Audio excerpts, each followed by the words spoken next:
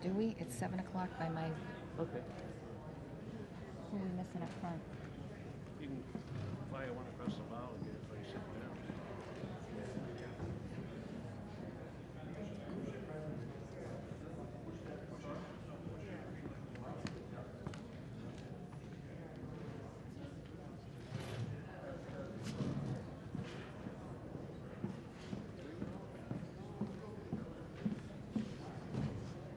Okay, folks, thanks for coming out tonight. It is 7 o'clock, so I'm going to ask you to take your seats. Once you're seated, if you could raise that yellow card up in the air so that our tellers can count, and we can check and see if we have a quorum.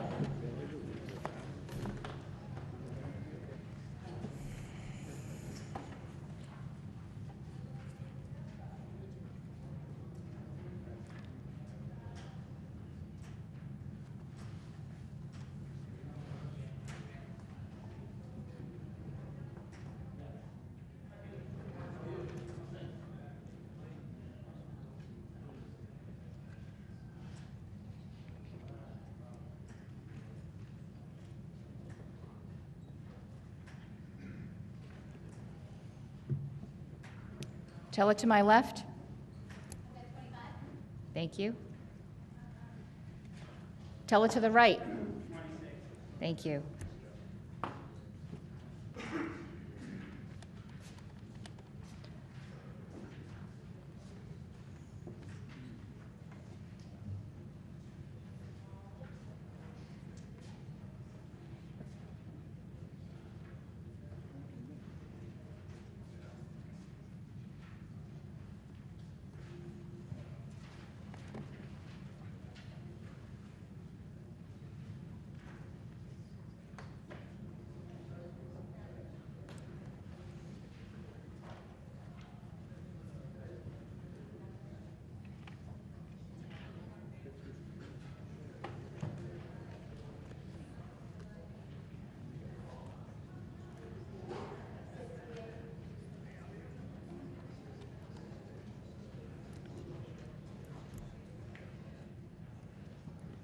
I have a total of 119 voters in the hall. I declare we have a quorum, and we will now proceed with the business of the meeting. I hereby call the Wareham Fire District meeting now open. Ladies and gentlemen, would you please rise and stand for the Pledge of Allegiance?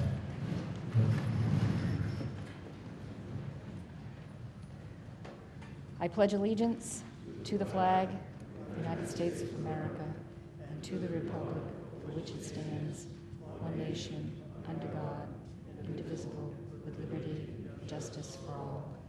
And if you could please remain standing for a moment of silence in recognition of the loss of Paul Gifford, who dedicated many years of service to the Wareham Fire District.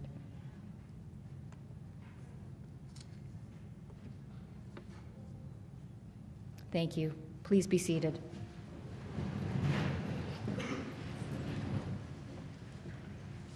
The first order of business is for the clerk to read the posting of the warrant.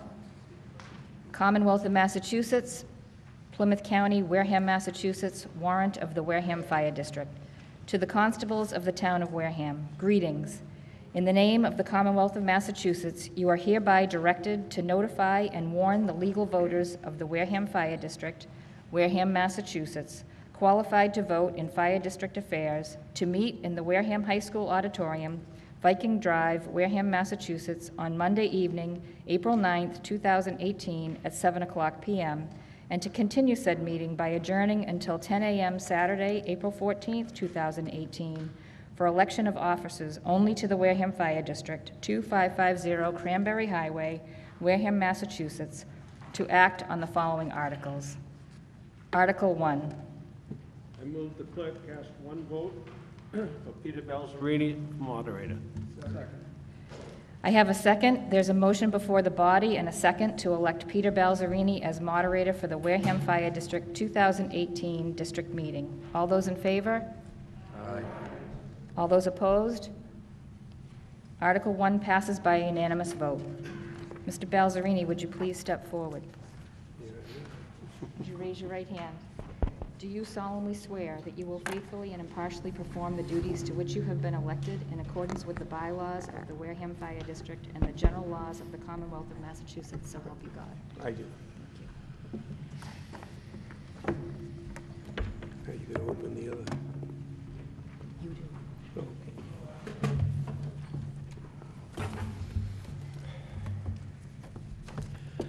Oh. Welcome, everyone, to the meeting tonight. And just before we get started, a few things I'd like to go over. First of all, the rules are as follows. We operate under the laws of the Commonwealth, the bylaws of the district, the Robert's Rules of Orders, the traditions of this meeting, and any rulings that are made from the chair, from the moderator, that being me. You must be seated to be counted. All hand counts will be done by holding up the card that you've been given. All non-voters must sit in this section over here. If there's anyone else in the auditorium that is a non-voter, you must sit down in this lower left-hand section so as not to be counted. Non-voters are only allowed to speak to the body with the permission of the body. Anyone wishing to speak to an article must line up at the microphone, and persons unable to reach the microphone, if you'd make yourselves known to us, we'll make sure that if you wish to speak, you'll be placed in the order that you would be ordinarily if you were standing. I'll recognize speakers in the order in which I see you stand.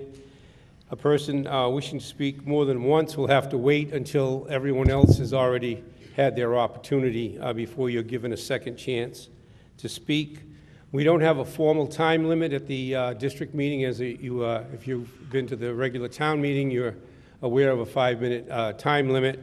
We've always operated under the assumption that, we'll use our best judgment, although I do reserve the right to ask anyone who's speaking for any length of time to wrap it up if the speech becomes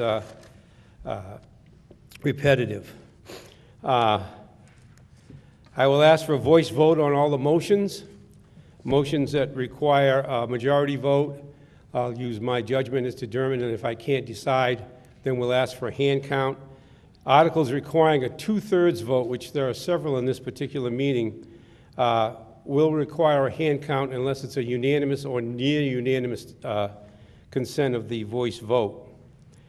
As to amendments, any amendments that may be offered to any of the articles, only one amendment at any given time, and the amendment must be pertinent to the article that's being discussed. It has to be within the bounds or the scope of the article that's been written. It can't be something that's just totally outside the parameters of any of the articles. If there's any call for reconsideration, would only be allowed if new information could be presented, and it has to be brought forth by someone who voted in the affirmative. I'd ask everyone, if you have a cell phone, to please put it on silence so as not to disturb the meeting. And finally, we'll try to keep the comments, everything civil, and that's no personal comments will be tolerated, and all comments we'll ask be made on topic. Comments to the articles that are being discussed. We are at a business meeting to discuss the articles of the warrant, so those are the things that we'll keep our discussion refrained to. I reserve the right to ask any speaker to curtail comments at any time if it becomes necessary. With that all being said, I believe it's time to open the meeting. Point of order, Mr. Moderator. Yes, sir. I'd like to ask permission to get the water superintendent up on the stage, Andy Reid. He doesn't live in town. Mm-hmm. And secondly, we have an engineer from Kleinfelder, Kirsten Ryan, who's here to assist in any questions if necessary throughout the course of the meeting. All right. With the consent of the body, it's been traditional to allow the water superintendent to sit on stage to facilitate the answering of any questions that might come forward. And also, when there have been engineers or professional people in the audience that are here to answer questions, we've also granted them the right to participate and to speak. So could I have a motion to allow those folks to speak? So moved. All right, second. All those in favor of allowing Mr. Reid to sit on the stage to answer questions and any engineers or professionals to speak to any articles necessary, please say so indicate by saying aye. Aye. Anyone opposed, say no. Okay, Mr. Reed, if you would.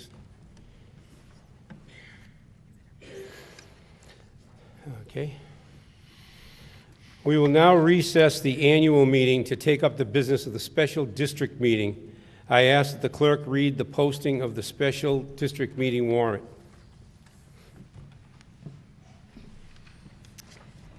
Having just taken a quorum count in the past few minutes and seeing that there's still a quorum present, I call the Wareham Fire District Special District Meeting to order. The first order of business is to read the posting of the warrant. Commonwealth of Massachusetts, Plymouth County, Wareham, Massachusetts. Warrant of the Wareham Fire District Special District Meeting. To the constables of the town of Wareham. Greetings. In the name of the Commonwealth of Massachusetts, you are hereby directed to notify and warn the legal voters of the Wareham Fire District, Wareham, Massachusetts, qualified to vote in the Fire District affairs, to meet in the Wareham High School, Viking Drive, Wareham, Massachusetts, on Monday evening, April 9th at 7:00 p.m., to act on the following articles.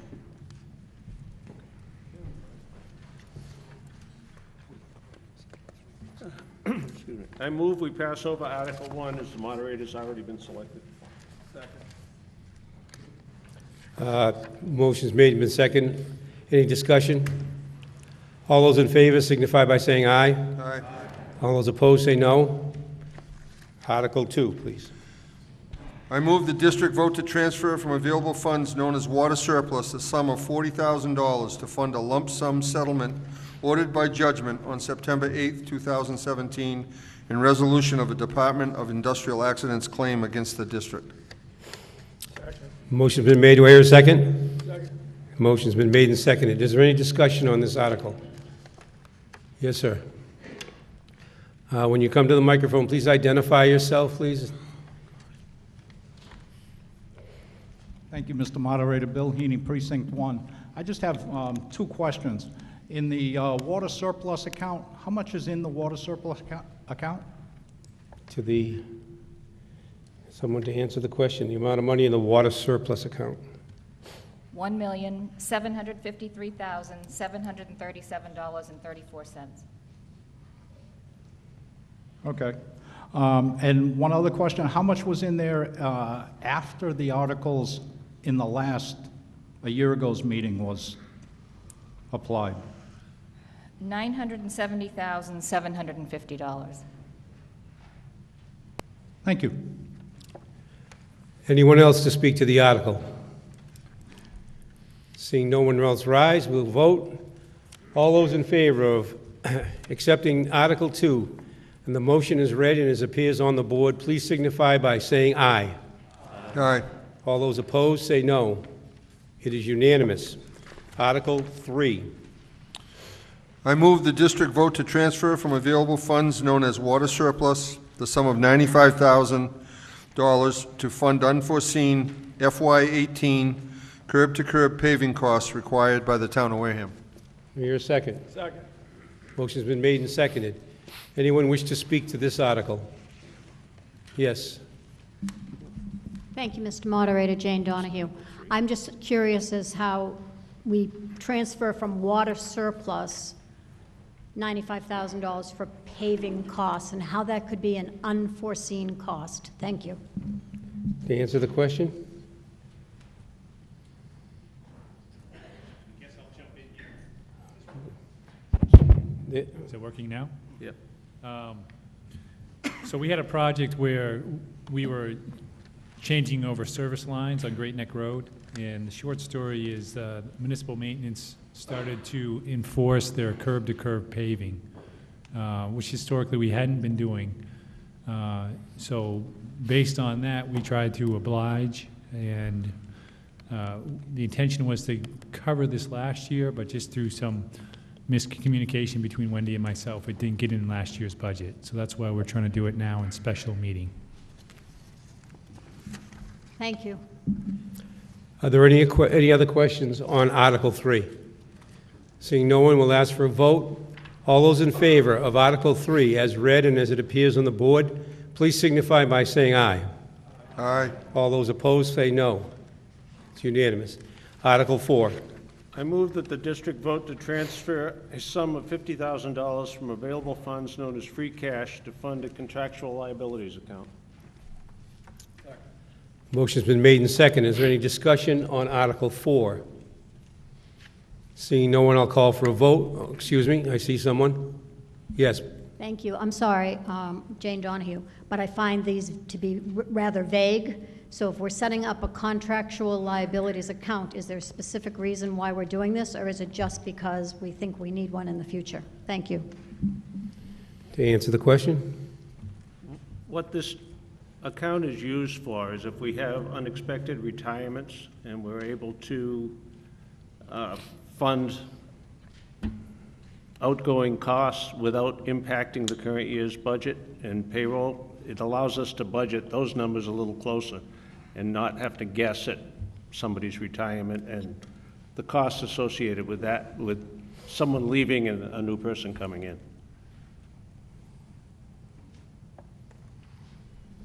Thank you, Mr. Barrett. It just seems unusual that we would not know that people are retiring. Usually we have a pretty good handle on it. It's not like we have a 500-person department out there. And the other thing is that it seems like it's very convenient to just have to keep moving this money from one account to another rather than putting it in our operational budget. Thank you. On my right? Yes, thank you. Sandy Slavin, Precinct 3. How much is available in free cash? Free cash available to answer the question? $270,078. Thank you. Anyone else like to speak to Article 4? Seeing no one else rise, I'll ask for a vote. All those in favor of Article 4, as read and as appears on the board behind me, please signify by saying aye. Aye. All those opposed say no. No. It passes by a majority vote. Article 5.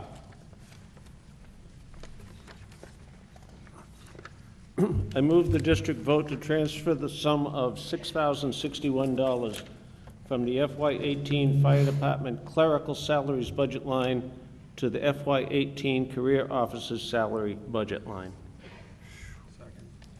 Motion's been made and seconded. Is there anyone who would like to speak to this article? Seeing no one rise, I would ask for a vote.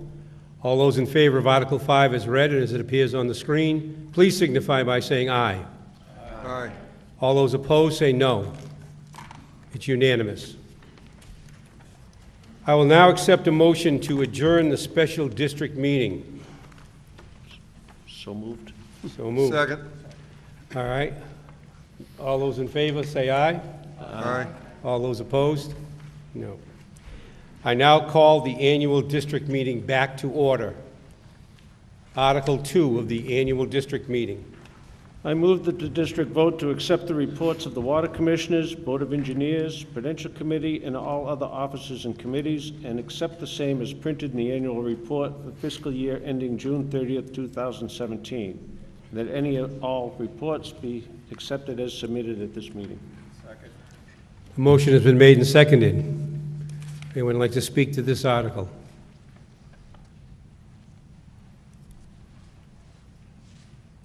No. Seeing no one rise to speak, I will ask for a vote. All those in favor of Article 2 as read and as written on the board, please signify by saying aye. Aye. All those opposed say no. It's unanimous. Article 3. I move the district vote to rescind the unissued bond authorization in the amount of $1.2 million, Article 7, Annual District Meeting 4/9/2012, for the purchase of land for a new fire station. Motion's been made. I hear a second? Second. Motion's been made and seconded. Is there any discussion on this article? Seeing no one rise, we'll ask for a vote. All those in favor of Article 3, excuse me, do we have a discussion? Yes. Please step to the mic, okay? I'm not trying to cut anybody off. Jeff Fournier from number 4 Maud Palmer Drive. I'd just like to know, I voted for this article 5 years ago, and why we're at this point that you needed something 5 years ago that we don't today. Just like a little explanation. Yeah, as you stated, this was approved 5 years ago, and we had done some preliminary work into a piece of property, and unfortunately, we could not get our due diligence done in time to close on the property. And at this particular time, given the other capital items that we have on the table, we thought it best to rescind this until such time as we're ready to buy a piece of land. So, if I could, through the moderator, just want to add on to that. Yeah, go ahead. So how long did it take to do the due diligence for this property? Because when you came to the voters 5 years ago, this was a need of the district, and if my memory serves me correctly, we also had spent money on a study to do this. Is that correct? Didn't we have an engineering firm here that evening? We've done some engineering on a particular piece of property since, yes. Okay. So how long did it take to do the due diligence to a piece of property that we kind of knew we wanted? Well, there were appraisals done and the RFP for proposals, all this stuff takes time, but the actual, I'm trying to think of what the actual time frame was on the P&S. I think it was probably about 9 months on the purchase and sale. Okay, so it's 5 years later. I'm just curious as to the gap.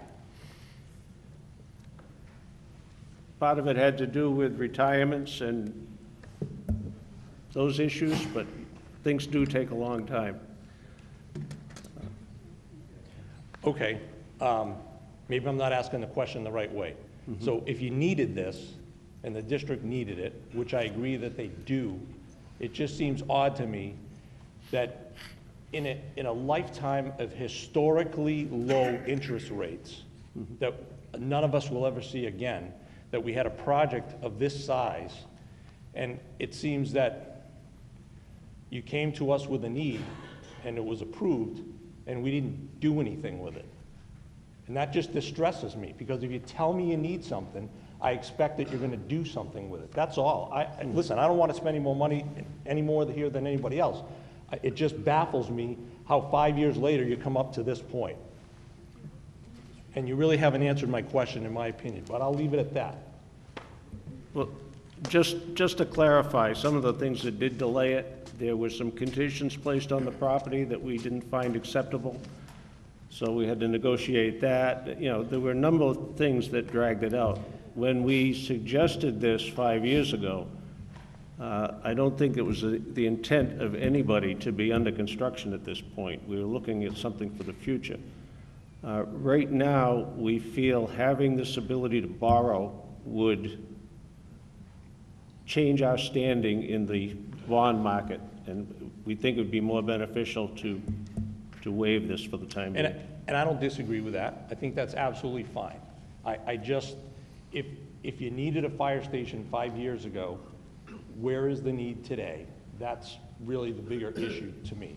You know, part of the discussion was the fire department is in a flood zone, and, you know, when we have bad storms, things happen, and I get all that. That's all fine. I just don't understand why it takes 5 years to get to this point. And if it's not the piece of land to have, that's fine. I don't want to do something that we shouldn't do. It just seems like an awful long time to accomplish a task that, again, when you come here, I can only assume that you're ready to fulfill the need when you come to the voters for the money. That's all. Oh, Thank you. Gentlemen, on my right? Dennis Wilson, 118 Great Neck Road. Why do we need a new station?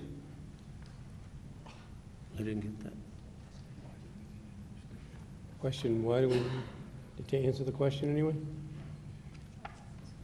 Well, we are bursting at the seams, but Where? What reason? What cause? What do you need? would you move close to the mic, please? Yeah, what's the problem with this present station? Why do you need a bigger station? Sir, the article that's on the board is to rescind money for a land purchase. I It isn't understand that. really a discussion about whether or not we need a new fire to station. ask for a new station? Why do we We need have a to new- keep the discussion on topic, and that's not part of this Okay. topic. All right, I'm out of line. Anyone else to discuss the article that's on the board? If not, I'll ask for a vote. All those in favor of Article 3, as it is written on the board and has been stated, please signify by saying aye. Aye. All those opposed, say no. No. Majority vote. Move on, please. Article 4, rather, excuse me.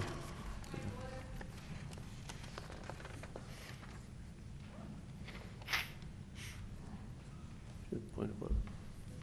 Sorry, yes? Yes, please. What's your point of order? Teresa Tello, Precinct 3. I wanted to make a motion to vote the rest of the articles by paper ballot. If we decide to vote the articles by paper ballot, we'll have to do that one at a time. We can't make a blanket vote to vote for all the articles via paper ballot, because it has to be decided by the body individually. People may want to vote one paper ballot but not another, and it may take a great deal of time and effort to do every ballot question as a paper ballot question. So if you'd like to... Just pass out a sheet of paper, you can't do all the articles? No, it's more complicated than that. It has to be a legal vote by legal voters. So if you want to ask for an Australian or paper ballot on a specific article, that's within your right to do, but not a blanket, every vote done by paper ballot, because we're not prepared to do that. And that's not, it wouldn't, like I said, everyone in the hall may not necessarily want to vote every single article as a paper ballot Well, article. that's what I'm asking. Can we ask the body to vote? You can ask the body on each individual article, yes, but not as a whole, no. Okay. Any other questions here before we move on to Article number 4? I move that the district vote to transfer a sum of $4,359 from Article 19, Annual District Meeting 4/11/16, land engineering costs, to fund the cost expended in anticipation of acquisition of a parcel of land related to Article 7, Annual District Meeting 4/9/12. I hear a second. Motion's been made and seconded. Is there any discussion on Article 4? On my right. Sandy Slavin, Precinct 3. Have we not paid these people their money? I mean, or is this a brand-new bill that just came up in the last couple months? When, I guess the question, when was it paid? Anyone to answer the question? No, this wasn't. This was recent. No, these costs were for procurement when the article initially passed for the 1.2 million. And so that would have been rolled into the bonding if we had borrowed the 1.2 to purchase the land. But since we're now rescinding that, I need a vehicle to pay, to cover the costs for those that have been expended. The fund has been expended? Correct. Thank you. Anyone else to speak to the article? Seeing no one rise, we'll vote. All those in favor of Article 4 as stated and as shown on the board, please signify by saying aye. Aye. All those opposed, say no. It's unanimous. Article 5. I move the district vote to transfer from available funds known as free cash the sum of $28,586, representing the district's share for an anticipated grant award administered by the Federal Emergency Management Agency for hose, nozzles, and other associated equipment. The motion has been made and seconded. Is there any discussion on Article 5?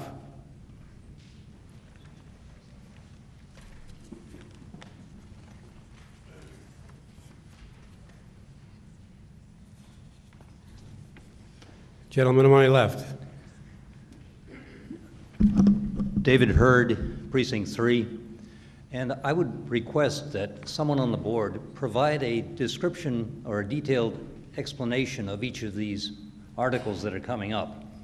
For example, how much is the federal emergency grant that you're expecting to get for $28,000? I'm listening to all of the articles that have come up so far, and there's sort of a one-sentence explanation, but it really doesn't go into the detail of the fact that we spent $4,600 on engineering fees for a piece of property that we started looking at in 2012, or whatever other details. I'm surprised that engineering and legal fees were that low. Congratulations. But if you could do that, if somebody could speak to the particular article and provide a little bit more explanation, it would definitely help. Thank you.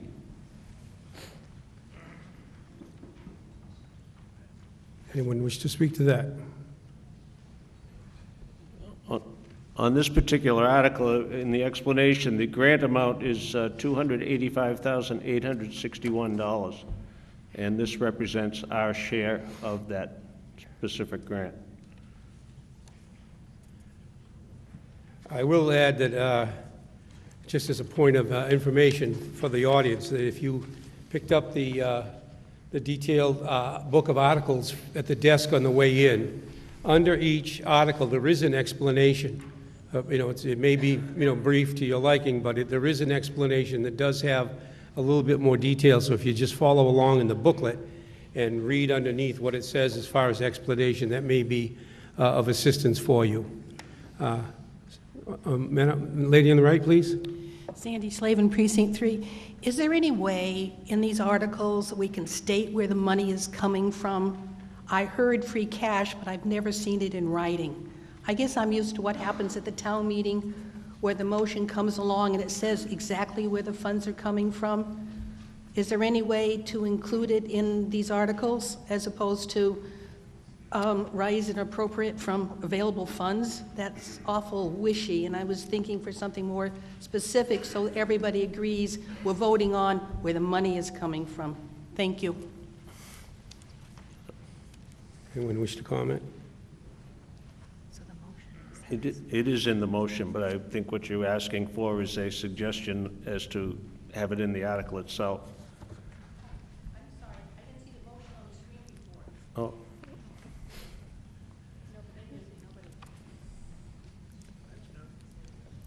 Normally, when we generate the articles, the funding source is not readily known when it goes to print, when the warrant closes. When we generate the motions at a later date, that's when we insert it. That's why you may find the article a little vague. Jane Yes. Donahue, Precinct 3. Thank you, Mr. Moderator. By the time we finish transferring available funds known as free cash for all the articles that are here, how much free cash will be left? And why are these articles being transferred from free cash and not being raised and appropriated as part of the operational budget? Is there some reason? Thank you. If all the articles are voted in the affirmative from free cash, there'd be a balance remaining of $49,193.98.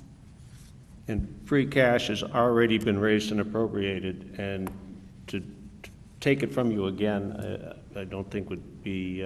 Right, I understand that, like, as in with the water surplus, where there's $1,700,000 and change that has already been paid by because it's water surplus, that means it's already been raised by the taxpayers and is sitting there able to be transferred somewhere else. That's the same thing with free cash, right?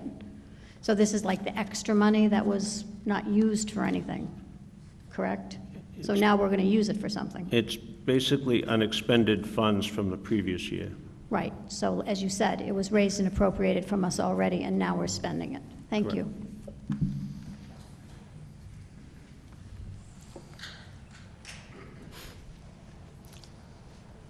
Gentleman on my right. Charles Rowley, Precinct 4. I'm just wondering what, in addition to hose and nozzles, you're going to buy for $250,000. What is other associated equipment, please? So along with the hose and nozzles, there's going to be other appliances, deluge guns, which are for our heavy water streams, fittings, etc. How much does an appliance cost? A deck gun now would probably be around $1,100 to $1,200. How much hose and how many nozzles do you propose to purchase? I'll have to look up that and get that answer for you. A dozen? How many do you Probably more need? It'd probably be, every engine carries approximately 2,000 feet of hose. We have 4 engines with an assortment of different size nozzles to fit every one of those hand lines. All right, and so other there's lines. 8,000 feet of hose. How much does that cost? I'll have to do the math and get that answer for you. This really doesn't give the people who are here in the district voting $28,000. I realize it's a grant, but to not know what you're paying for seems to me not a wise way to do it. You ought to have an explanation as to what you propose to get. What happens to this $28,000 if you don't get the grant? It's a placeholder, so it would have to be rescinded or voted later on. Thank you. Anyone else? Seeing no one rise, I'll ask for a vote on Article 5. All those in favor of Article 5 as read and as it appears on the board, please signify by saying aye. Aye. All those opposed say no. No. It's a majority vote. Article 6. I move the district appropriate $1,300,000 to pay costs of purchasing and equipping a new aerial ladder tower fire apparatus, including the payment of all costs incidental and related thereto, and to meet that appropriation, the district treasurer, with the approval of the Prudential Committee, is authorized to borrow said amount under and pursuant to Mass General Law, Chapter 44, Section 7, or pursuant to any other enabling authority, and to issue bonds or notes of the district therefore. Any premium received upon the sale of any bonds or notes approved by this vote, less any such premium applied to the payment of the cost of issuance of such bonds or notes, may be applied to the payment costs approved by this vote, in accordance with Chapter 44, Section 20 of the general laws, thereby reducing the amount authorized to be borrowed to pay such costs by a like amount. Motion's been made. Do I hear a second? Anyone second? Second. The motion's been made and seconded.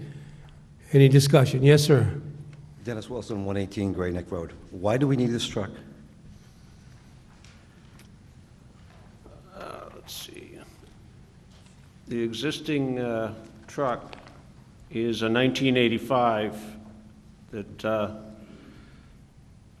is aged and is getting more and more difficult to get parts for and to keep on the road. I think in the last couple of years, the cost of keeping this equipment in service is approaching that of what a bond the annual payment would be on the bond. Most of the parts now have to be fabricated for the one we have, and it's time. Yeah, but why do we need this truck? We're replacing a ladder truck. True or false? Fire department needs a ladder truck. What other town has this truck? Pretty much every department around has one. Every department around has this truck for $1.3 million. Depending on when they bought it, yeah, they. A platform, aerial lift truck, every other town has one? They have a ladder truck of A platform varying truck, like, ages. no, a platform truck that you're looking to buy. True, it is a platform truck? Yes, this is a, What other town has a platform truck in this area? I don't know, maybe the chiefs can answer that. Marion, Middleborough, Bourne, Rochester, Plymouth, Sandwich. Okay, thank you. Gentleman on my left. David Hurd, Precinct 3. Last year, this same group of citizens was asked to approve approximately $750,000 for basically a warming truck, a place to get warm, get oxygen, help the firefighters in a big storm or a big fire. And I asked the chief at that time, basically, is this your top priority? And he said it was. It appears that the ladder truck is the top priority this year. Could you tell us what your priority is for the next few years? And what are we going to be buying?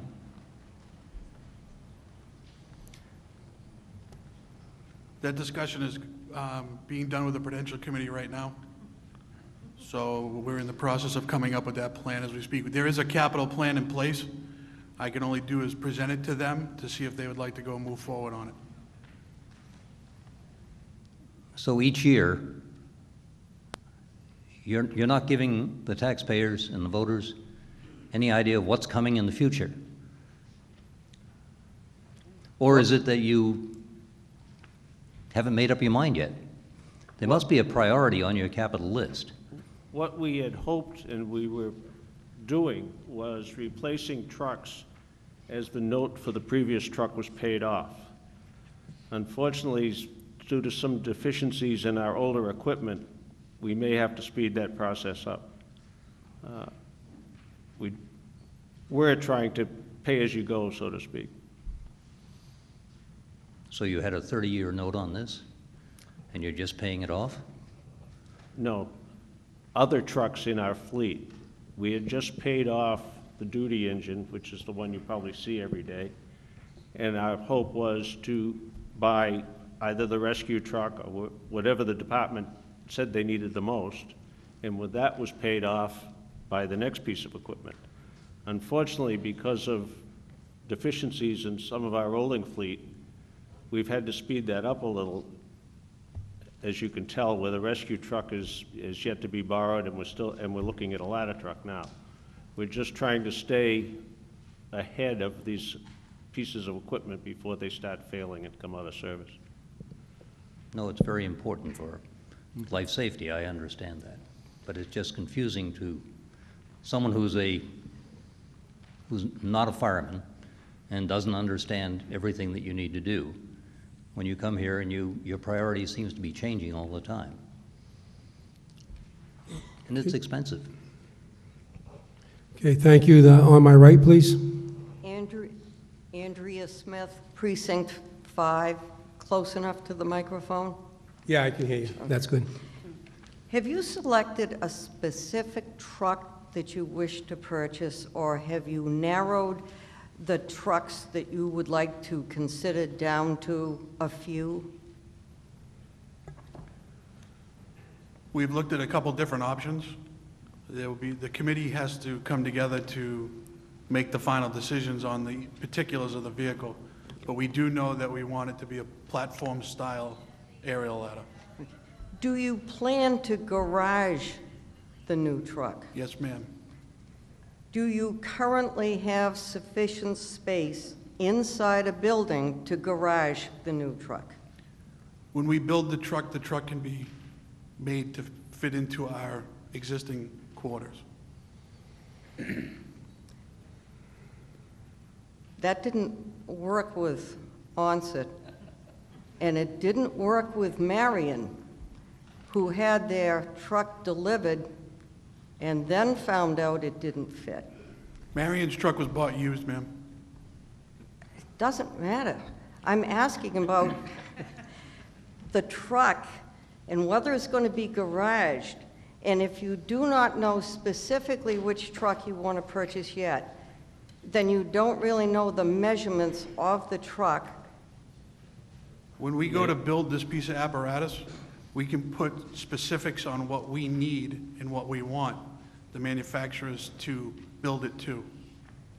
So are you guaranteeing us that when the truck is built, it will fit into a current garage without need for either renovations or new construction? That is the plan right now, yes. It's the plan, but can you guarantee it? Or is there a possibility that you could come back to us and say, we're sorry, but now the truck's too big, we can't fit it in? We learned that lesson in 1985. When the existing ladder was purchased, it wouldn't fit in the building. They had to put lower profile tires on it. I think that has been the benchmark since then for all fire truck manufacturers to come and measure the building before they sell a truck. What garage do you intend to put it in? The Main Street Fire Station. When was that built? 1962. And are ladder trucks bigger than they were in 1962 when that was built? I mean, I'm down on Main Street, I watch the firefighters backing the trucks in, and I'm amazed that they can do it. And I have seen Marion's, and I do understand I understand that it's difficult to get a truck that will fit an older station. All fire departments are finding that out as they buy new fire trucks. But we're being asked to put forth $1.3 million for a new truck Onset paid $760,000 for a new truck, and then was asked afterwards for a $13 million new fire station because the truck wouldn't fit the fire station. So you can assure us that the truck will fit the fire station. Yes. I'm not questioning the need for the truck. They're fully aware of size constraints, and they do make trucks that will fit in that building. Okay. Will garaging the new truck displace equipment or other vehicles? Yes, it'll take the place of the ladder that's currently in the building. Will it be a similar size to the ladder truck that is currently there, or will it be larger? I think the height of the ladder is the same. The vehicle will be similar. It could be a little bit larger, but it won't be a great deal larger. Okay, so anything that it might displace could be accommodated elsewhere in the station without having to do new construction or renovation? That's correct. Okay, thank you. On my left, please. Hi, Holly Haratunian, Precinct 2. I'm from Onset, and I realize this is a Wareham meeting. What I would like to know is, since we in Onset... Excuse me, are you a registered voter in the Wareham Fire District? No, but our water commissioner is from Pinehurst. I'm sorry then, ma'am, you're not going to be allowed to speak unless you have the permission of the audience. Audience, may I offer you a money favor? I have to ask that, dear. Okay. I'll have to ask by a vote, all those in favor of allowing the non-resident to speak, please signify by saying aye. Aye. All those opposed say no. No. I'll ask for a hand count, please. Yes, sir. I thought you asked at the beginning of this meeting that non-voters would sit. Yes, I did, as a matter of fact. This can't be done at this point. You brought that up at the beginning of the meeting. I'm willing to hear you. I just don't agree with the way this was done. I'm sorry, I came in after that. Otherwise... Anyone who is not a registered voter in the Wareham Water District must sit in this section here in the front to my left. And you have to have a yellow card to sit anywhere else in the auditorium. Now, we've had a request to have a non-resident speak, so it was a very close call, so I'll ask for a hand count. Tellers, please rise. All those in favor of allowing this lady here to speak, I'm sorry I didn't get your name, please signify by raising your right hand. Sir, excuse me, put the camera away, and you're not allowed to take photographs with flash photography in the audience under any circumstances. Only members of the press. All those in favor of allowing the non-resident to speak, please signify by raising your card.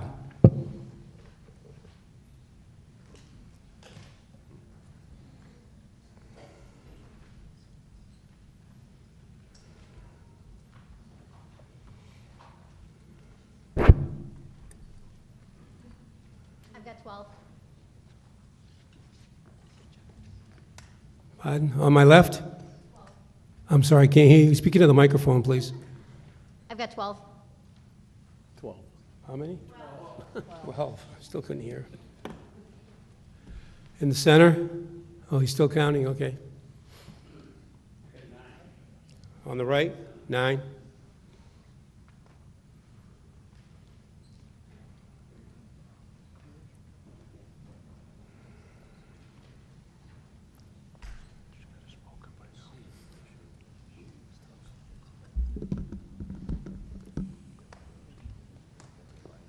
Center is 43. 43. All those opposed, please raise your card.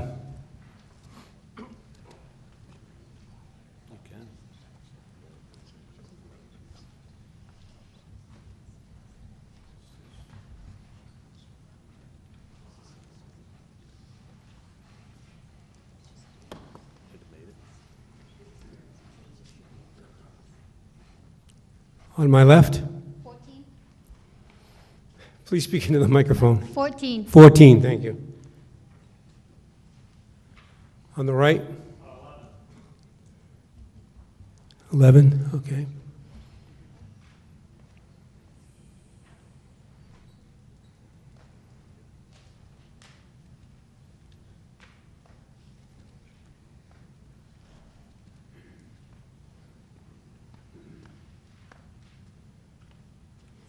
Centers 37. 37.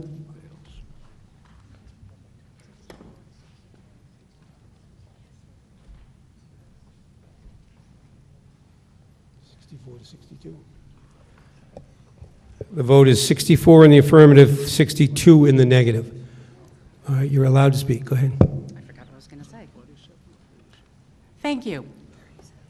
I'm in the Onset Fire District, and we bought a ladder truck that does not fit into our fire station, which, as you know, has caused us to get a new $8 million fire station.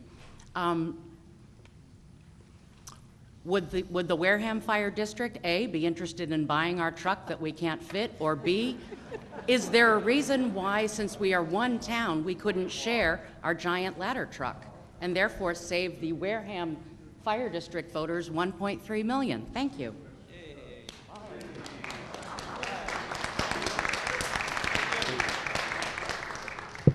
On my right. Thank you. Sandy Slavin, Precinct 3. Can we see the motion on the screen, please? How long are we going to carry this debt? How long is it going to be for? How many years? Undetermined at this point. Another question, what's going to happen to the ladder truck being replaced? Are we trashing it? Are we selling it? Are we letting someone who wants to have another truck in their collection buy it? Answer the question, please. It'll have to be a decision of the Prudential Committee, but it could be traded in, it could be sold, any possibility. So it could We're be- not keeping it.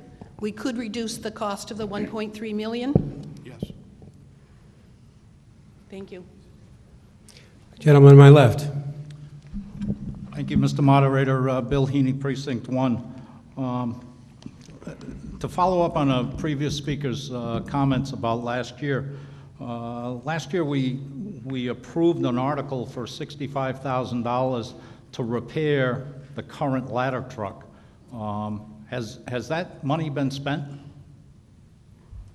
Some of it had. That article from last year was intended to do a fairly large overhaul on the truck, but some critical mechanical repairs had to be done, so we waived some of the corrosion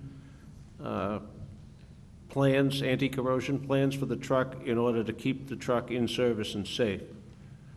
But no, the whole 65 or 60, whatever it was, it has not been expended. It has not been expended, okay. And so the concept of extending its longevity, that was the purpose for the 65 in the first place? Correct. And its longevity is defined as a year?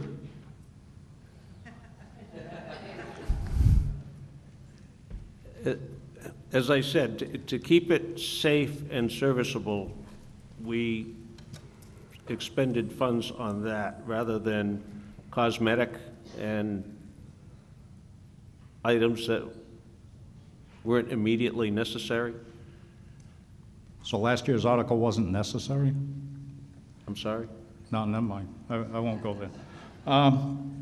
The truck that we approved last year, the $795,000 fire truck, has that been purchased yet? Has that been contracted for? No. No. Is there any money in the budget, in the operating budget, to support debt service? I mean, do we expect to contract for it this year?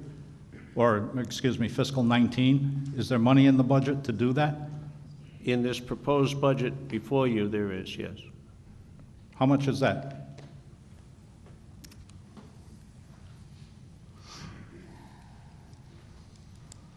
$199,750. Okay. So, First of all, I'm not against the new ladder truck. I think after 30-something years, replacement items are necessary. I was against last year the command center. I am still against the command center. But if it hasn't been purchased yet, what I'd like to do is offer an amendment to this article, if I could find it. If I could, can I offer an amendment? You certainly may. Okay. So seeing as nothing's been done on last year's truck, I would move that the purchase of this ladder truck is contingent upon the fire department, the Prudential Committee, and the district clerk treasurer agreeing that the truck approved in 2017, Article 6, would not be purchased and placed in, and will be placed on the 2019 Wareham Fire District warrant to be rescinded. Would you please read that again, just to clarify? That the purchase of this ladder truck is contingent upon the Fire Department, Prudential Committee, and District Clerk Treasurer agreeing that the truck approved in 2017 Article 6, a year ago, will not be purchased and will be placed on the 2019 Wareham Fire District warrant to be rescinded. So in other words, we're going to replace last year's fire truck with this year's fire truck, and we'll only pay for one. I understand what you're trying to do, but I don't know if it's possible to rescind a previous district meeting vote in this manner, just by... I'm not asking that it be rescinded. I'm just asking that people commit to do it next year. I don't, point of order? I Point of don't know order. how you can place a contingency on an article this year that would have to be voted again next year. If the vote to rescind was voted down, where would that leave your contingency? It would leave it exactly where it is right now. If you vote for this fire truck, we're effectively on the hook for two. Mm-hmm. And if there is a contingency or some sort of an agreement that we're only going to be on the hook for one, you guys pick which one. It really doesn't matter to me, but it sounds like the ladder truck is the more important one. And if the ladder truck is the more important one, I, for one, only want to pay for one truck right now.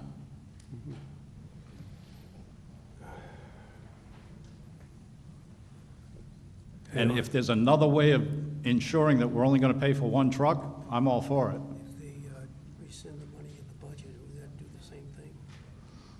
If they zero out the budget line item, it would prevent me from Okay. for 1 year. I understand what you're trying to do, but I think that the way we're trying to do it here is going around the bush here a little bit. I understand that the sentiment here is that you wish to only purchase a single truck. The truck that you have in question, the previous truck, has already been voted on, but it hasn't been contracted, and it's a line item budget on the present budget. Right. Now, I think the most prudent way to deal with this would be to decide to vote up or down on this fire truck, and if you choose to rescind the vote on the previous truck, to do that through the line item on the budget. That would be the most prudent way to do this, rather than put contingencies on contingencies that I don't understand if that would pass muster with the Attorney General, because these all have to be approved, of course, through the state. That would be the simplest way to do that. So if I understand you correctly, a vote to approve this fire truck in Article 6 allows for this one to be purchased. Correct. And then when we get to the budget in Article 20, whatever, Right. We just vote, You vote to amend that. zero out the line item that deals with the fire truck that was voted on last year. Yes, Yeah, sir. no, but it's only 1 year's payment. I'm sorry, you'll have to come to the microphone, I can't hear you. No, that's all right. So was not last year's article for the heavy rescue a special article like this? Yes, it was. Okay, so how is that in the line item budget? Because special articles, by virtue of mass law, I believe, is a special article. It can only be spent for that. It So was how- passed last year, but the funding, Understood. excuse me, the funding is on the line item budget this year. That's the difference. It's the, because the truck was never contracted for. It was voted on, it was voted in a positive manner, but it wasn't purchased, it wasn't ordered. So now the money carries over as a line item budget on this year's budget. So that was where that goes. We have an amendment that's being offered up here on the floor, so we have to deal with that first. Well, I'll withdraw the amendment if we can deal with it through the money side, I'll be okay, and I'll withdraw the amendment. Well, that can be done, yes. You can zero out the line item for the purchase of the rescue truck in the budget under Article 20, I believe it is, if that's the body's desire. Can we take this article after Article 20-something? Can we take it out of order? I don't think that would be prudent at this time to do that, no. Okay. All right. Gentlemen, am I right? Eddie Pasevich, District 1. Couple of questions. You gentlemen were talking about this truck and that you could order it for different heights and different sizes. Is this what I would call a custom truck? Yes, sir. Okay. Has anybody looked at just buying a regular truck off the lot without getting all this custom stuff into it, so it doesn't go up to $1.3 million? You can't necessarily buy a truck for our needs without speccing out and building it. It's not like a regular, excuse me, pumper where they have pumpers all over the place. This is a special type of vehicle. Can you buy a refurbished one? It might not fit. Buy one that does fit. You can go around and check it out. Okay, it's you know, we're buying a fire truck that's $1.3 million, but a resident that I live next to, a neighbor, just mentioned to me that in North Attleboro they have a complete factory that refurbishes fire trucks, and there's fire trucks in this facility from every town in the state, and instead of buying new equipment, they're having this equipment refurbished. Some of it's going back to the town after it's refurbished.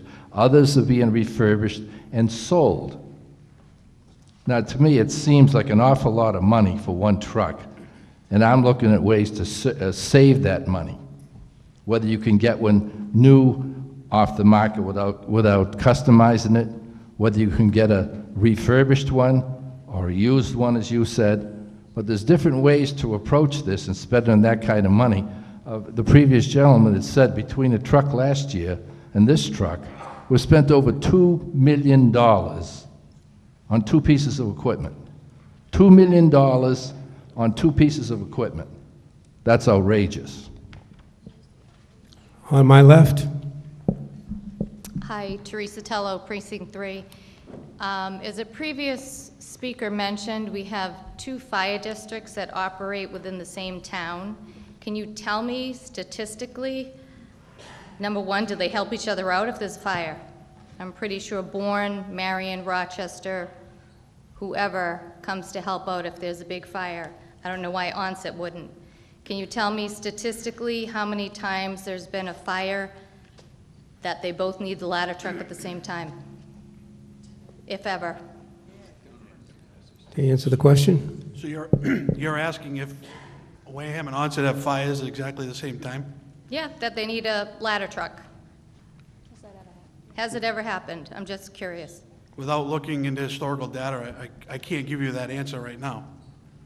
I'm sure it has. If there was a fire that Wareham needed a ladder truck, Onset would provide that, correct? They help each other out? It depends. On what? If there's not another fire? If we have to wait for a neighboring department to come, that's time. It's the same town. I understand that. But we don't call Onset to every fire right away. We utilize our own equipment first, and then when we need help, we call for more. Onset, Marion, et cetera. Okay, thank you. Gentleman on my right, please. Mike Flaherty, Precinct 1. I move the question.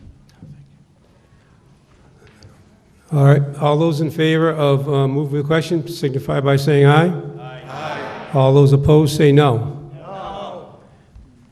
The question has been moved. Before we vote on this article, I'll remind the members of the audience it requires a 2/3 vote in order to pass. So we'll keep that in mind when we do the voting. Article 6. All those in favor of Article 6 as read and as it appears, the motion appears on the screen behind me, signify by saying aye. Aye. All those opposed say no. No. The motion is lost. But, excuse me, I got to follow my own rules. We'll have to take a hand count on that because it's a 2/3 vote requirement, and it's required by the state to have a specific number. So all those in favor of the Article 6, please signify by raising your yellow card, please. Tell us.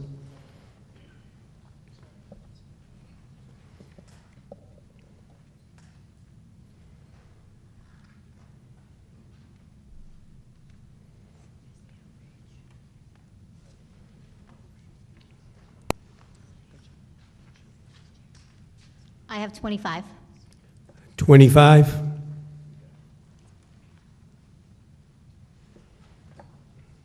On the right? Pardon? 25.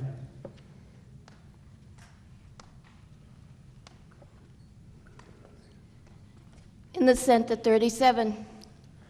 37. And we have the count from the front here, right? That's yours, right? 37. Okay. All those opposed, please signify by raising your card.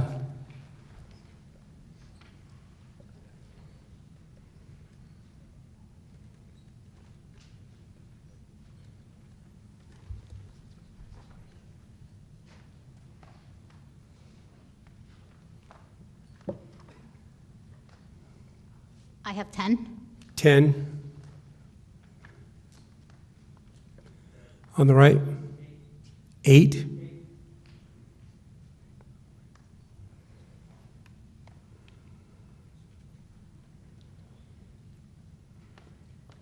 Center, 35.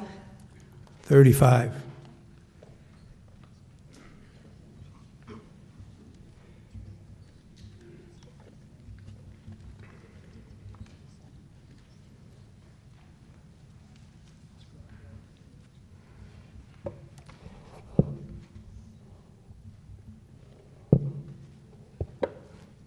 We have 87 in the positive, 53 in the negative.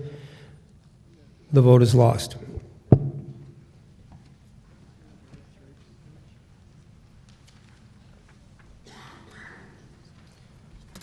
Article 7. I move the district vote to transfer from available funds known as the stabilization the sum of $25,000 to pay the cost of purchasing wildland protective clothing and related accessories, including the payment of all costs incidental and related thereto. Motion has been made and seconded. Any second? Yeah, we heard it. Motion's been made and seconded. Any discussion, please? On my right? Sandy Slavin, Precinct 3. May we see the motion, please? And how much do we have in the stabilization fund? $547,150. Thank you. On my left.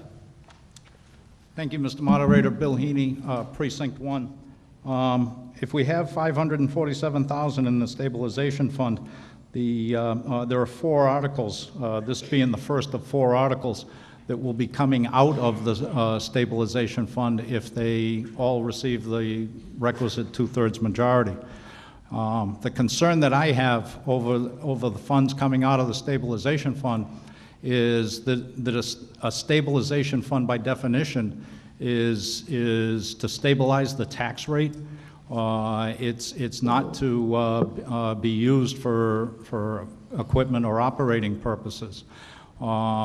If we take $170,000 out of this, will reduce it by, I don't know, about 35%. And one of the things that bond buyers, when you go out to bond, are looking at is the stabilization fund, and have you withdrawn from it lately, and why? My concern is for the $12 million water purification plant that we approved a year or so ago, and the fact that that will be bonded shortly, and we as the taxpayers, the ratepayers, will be paying a high potential for a increase in the interest rate we're going to have to pay because we're withdrawing money from the stabilization fund.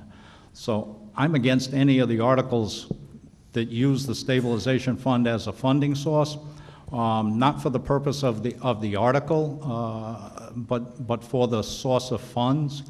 And I'd suggest that that if there is a different ordering of priority, that those that I guess in the fire service that would want to take some time to reprioritize some of their requests to all come out of free cash rather than anything from the stabilization fund, I'd be okay with that. But at least for right now, I've got to vote no on anything coming out of the stabilization fund. Okay, thank you. Gentleman again on my left. Good evening. Does the district, one of the things I've Excuse noticed... me, please identify, even though you've been up before, please identify yourself. I apologize. Jeff Fournier from District 4. Has the district entertained, and I noticed, I just want to reference the last article, I don't want to discuss it again. Has the district looked at lease purchasing items instead of bonding them? And if you have, can you tell me the difference? We have not. Okay. Look, I am in support of most all these articles tonight. Although I voted against them, it just looks to me like you don't have a master plan and have thought this through. We have a fire station you came to us 5 years ago with, You came to us with a ladder truck tonight. You came to us with a heavy rescue last year, of which those first two priorities were never acted upon internally. Maybe for good reason, but it just looks from the outside like there's a lack of long-term, progressive, master municipal planning. It's just how it looks. And to the last gentleman's point, he brings up a good point, and these articles, if the fire department needs them, could have been put into a lease purchase, which is generally less than bonding, especially when you get into things like this. And the reason for that is because when you lease purchase things, it does not affect the bond rating of the district, and there are no closing costs to them. And it's a closed lease, so when the equipment is paid for, you own it. It's not like a car. And this was done for municipal governments so that you wouldn't have to affect your bond rating when you have to do big purchase ticket items, such as, the water purification and things like that. And I just don't understand why we're not doing some of that, because it really appears to me like we're kind of throwing things at the wall, maybe not internally, but externally it does. Thank you. On my right. Thank you, Sandy Slavin, Precinct 3. Is there a desired amount of money to be maintained in the stabilization fund? I know the town does what. I was wondering if the water district does what. And what is it? To answer the question. Anyone? We don't have a target number. The only reason we chose to take these items out of stabilization is so they wouldn't be raised by taxation. Our intent is, once we get ahead of some of these more expensive items, is to start putting money back in stabilization. We're using it so we don't have to unnecessarily raise and appropriate funds. So for what source would you be having funds to replenish the stabilization fund? In the past, we've used free cash. We haven't raised, we don't raise money to put it in stabilization. We try to do it with savings. So as we vote to return unused funds, would they be placed into stabilization? You vote to, the items you voted to return were borrowing authorizations. No, I'm talking in the future. I'm just Oh. trying to get an idea of where the funds will come from, because I know in the town, X amount of our free cash is placed into stabilization, and I was wondering if the water district did the same type of funding for stabilization. That's what we've tried to do in the past. Tried, okay. Tighter budgeting has cut down the amount of free cash we receive, but we still try to make a commitment to put money back in stabilization. But there's no target as to how much goes into stabilization? Correct. Not an X% of your budget? Correct. Thank you. On my left. Jane Donahue, Precinct 3. As follow-up to the last speaker's question, I believe, and I may be incorrect, but I do believe that there are recommended guidelines for a certain percentage of money to be put into stabilization, at least at the town level. They're always looking for that, and it does impact the bond rating, does it not, how much money you have in stabilization? Is that correct?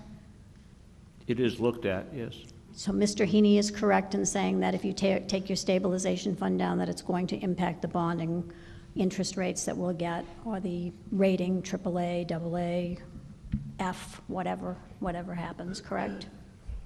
It's possible. So there are some items here that we're looking to as you mentioned, we're looking to fund out of stabilization so we don't have to raise and appropriate from taxes.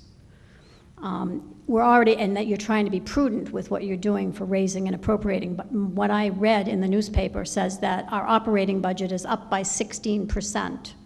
So I get a little confused when I hear you saying that you're trying to save money by spending what we've already saved, but then we're going to spend an increase of 16%. Can you explain to me how those two things work together? Thank you.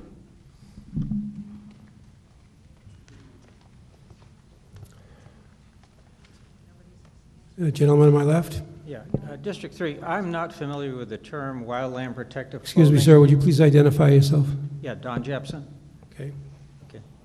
I'm not familiar with the what the term wildland protective clothing and related accessories are. If you could elaborate on what that is. Thank you. So this is protective clothing our personnel would be wearing when we went into brush fires, woods fires, or situations like that.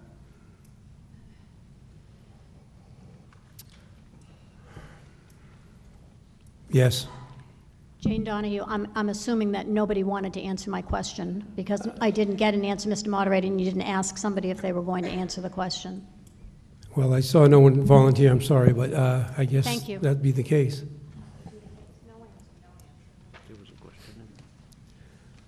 Seeing no one else rise, let's vote on Article number 7. As you see, it requires also a 2/3 vote. So again, unless it's unanimous, we'll ask for a hand count. All those in favor of Article 7 as written and as described and as it appears on the board behind us, please signify by saying aye. Aye. All those opposed say no. No. All right, we'll have to tell us hand count, please. All those in favor, well, let the tellers get out here. All those in favor of the Article 7 as written, please signify by raising your yellow card.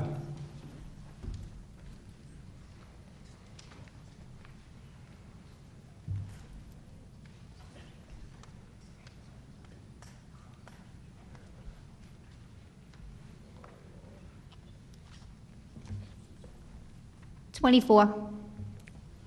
24 on my left.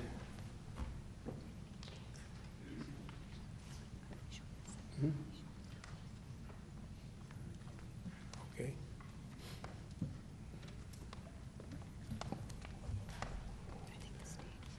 39. 39. 23. And I just want to make just a quick check to make sure that our tellers, that we're not both counting the stage, your left and right. Your teller on the right is responsible. On the left, you're not counting the stage, correct? I'm sorry, what'd you say? That it's being counted twice. Huh? It's being counted twice on the left and the right, so we need to Please come forward and speak into the microphone. Did you count the people on the stage as well? Yes, I was told at the beginning to count the stage and the... All right, well, that's... huh? Take 10 off, okay. So it's 13. All right, in the future votes, let's make sure we get this straight. Gentleman on my teller on the right, you're responsible for counting the stage, please. You don't need to do that, all right? All right, all those opposed, please signify by raising your card.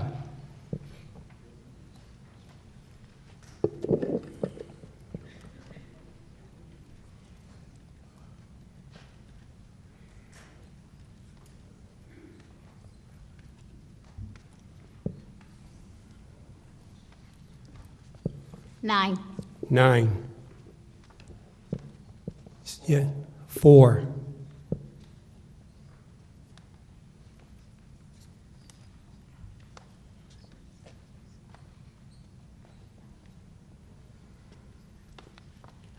Thirty-two.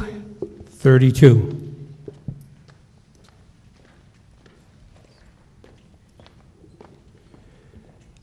The vote is 76 in the affirmative, 45 in the negative.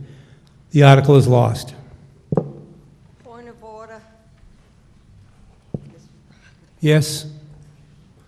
Having had the votes on the stage counted by 2 people this time, is it possible that on the fire ladder truck that 2 people also counted the votes on the stage and that you didn't get an accurate count one way or the other? Do you follow me? I do follow you. I'll have to ask the question of the tellers then. You counted the stage, correct? In the fire truck vote, Article 6? And you did as well? All right, so... Well, as far as the actual result of the vote, it doesn't matter because the vote was lost anyhow, and I would assume that the folks on the stage voted in the affirmative, so... I was going to say, point of order. Yes, sir. If you just subtract the number of the people up on the stage from the total I know, votes. well, we'll do that. That makes good sense. Let's just for the sake of accuracy, all of those who voted for the fire truck, please signify by raising your card. 1, 2, 3, 4, 5, 6, 7, 8, 9, 10. All right, 10 votes. We'll subtract 10 votes on the official tally from the affirmative on the fire truck, but it does not change the result of the vote, which would be, that would make it 77 in the affirmative and 53 in the negative. Correct? Correct. Okay. Article 7. We just did now, okay. Article 8, let's move on here. I move that the district vote to transfer from available funds known as free cash the sum of $52,298.02 and to transfer $24,667.98 from the accounts listed in the warrant to purchase and equip a support vehicle for the fire department, including all costs incidental and related thereto. The cost of the project is estimated at $76,966. Motion has been made and seconded. Any discussion on this article? Seeing no one rise, we'll vote. This requires a majority vote. All those in favor of Article 8 as read and as it appears on the board behind me, please signify by saying aye. Aye. Aye. All those opposed, say no. No. The motion is passed. Sir, I missed it. it's passed by a majority. Article 9. Excuse me? It didn't seem to be too much in favor. Could we do a count again on that last motion? Excuse me, sir? It didn't seem equal on that motion, what you just went through. Can you redo the voice? If you wish to have a recount on, a Please. voice, if you wish that, we need to have On Article 8, seven. yes. 7 citizens need to rise to request I see more than 7, no problem. Going back to Article 8. Could we have the tellers, please?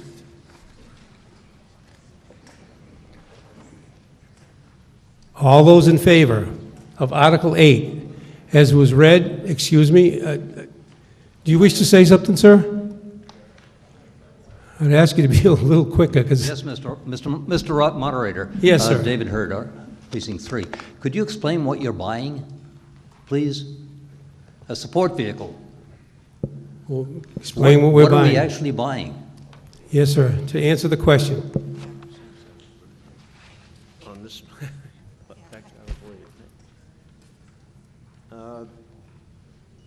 I believe this is a 1-ton, four-wheel drive crew cab pickup truck with all the equipment needed to be a fire department pickup truck. Radios, lights, trailer hitch, towing package, all that's, all the appurtenances that the truck it's replacing.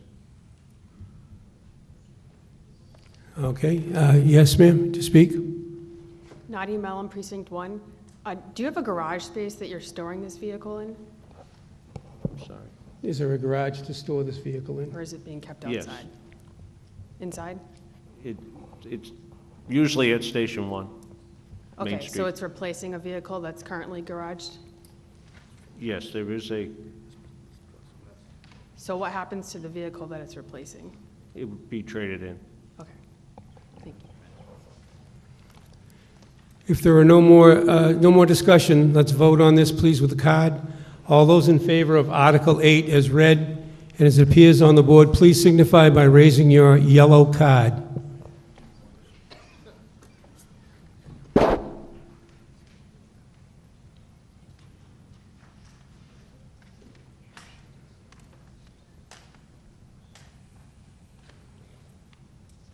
Twenty-one. 21. 24. 24.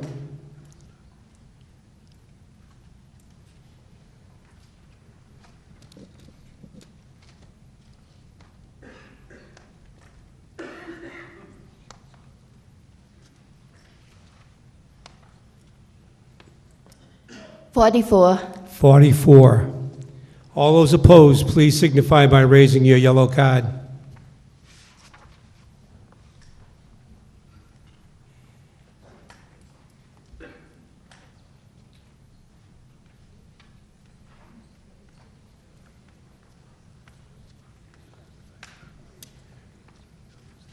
Five. 5. 5.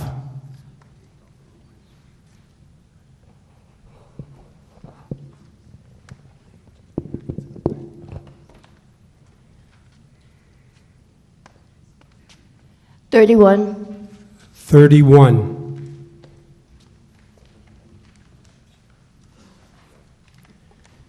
89 votes in the affirmative and 41 votes in the negative. The motion is carried. Article 9, excuse me. I move the district vote to transfer from available funds known as free cash the sum of $15,000 to pay the costs of purchasing and equipping a new outboard motor on the fireboat. Here a second. Second. Motion's been made and seconded. Any discussion on Article 9?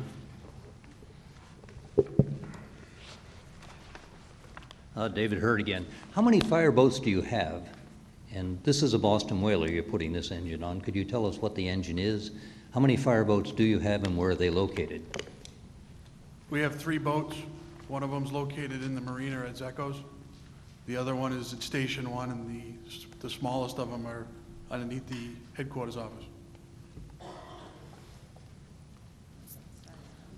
Any other questions?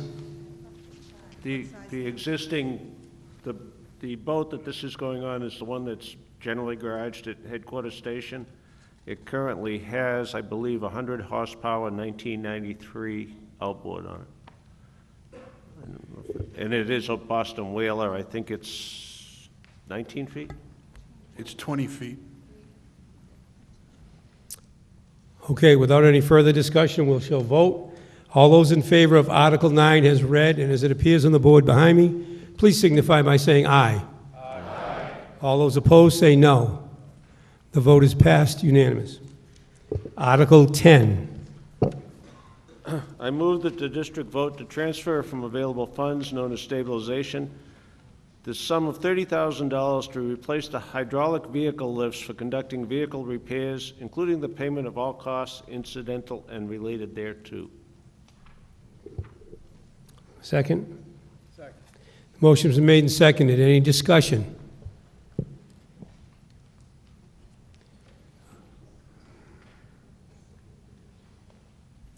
Yes, on my right.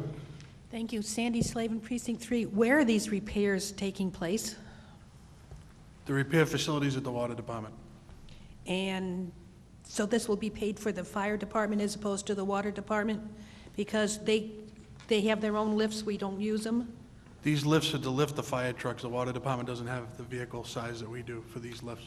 Okay, so they're specifically for the fire department? Yes, ma'am. Thank you.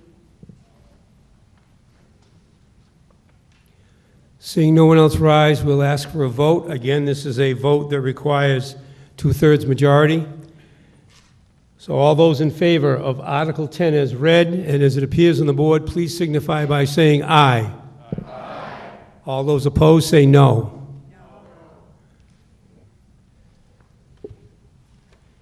Although it appears to be overwhelming, I will ask for a card count, please. All those in favor, please signify by raising your card, your yellow card.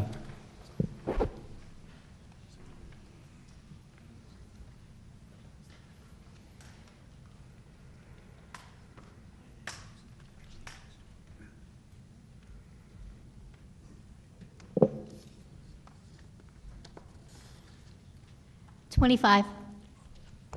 25. 24.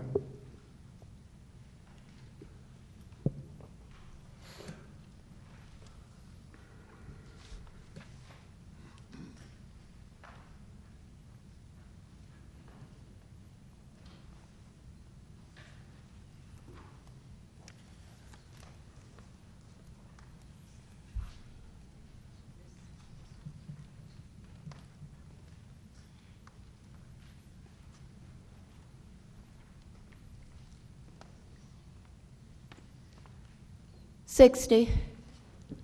60. All those opposed, please raise your yellow card.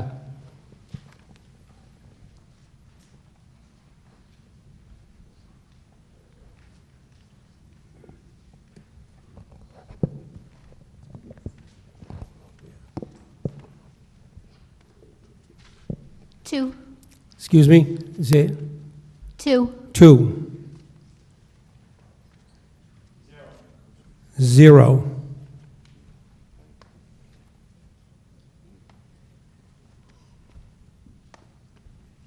12. 12.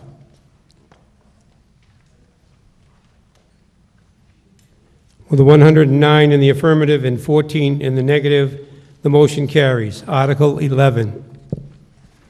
I move that the district vote to transfer from available funds known as stabilization the sum of $85,000 to purchase microwaves and a shelter building for radio infrastructure, including all costs incidental and related thereto.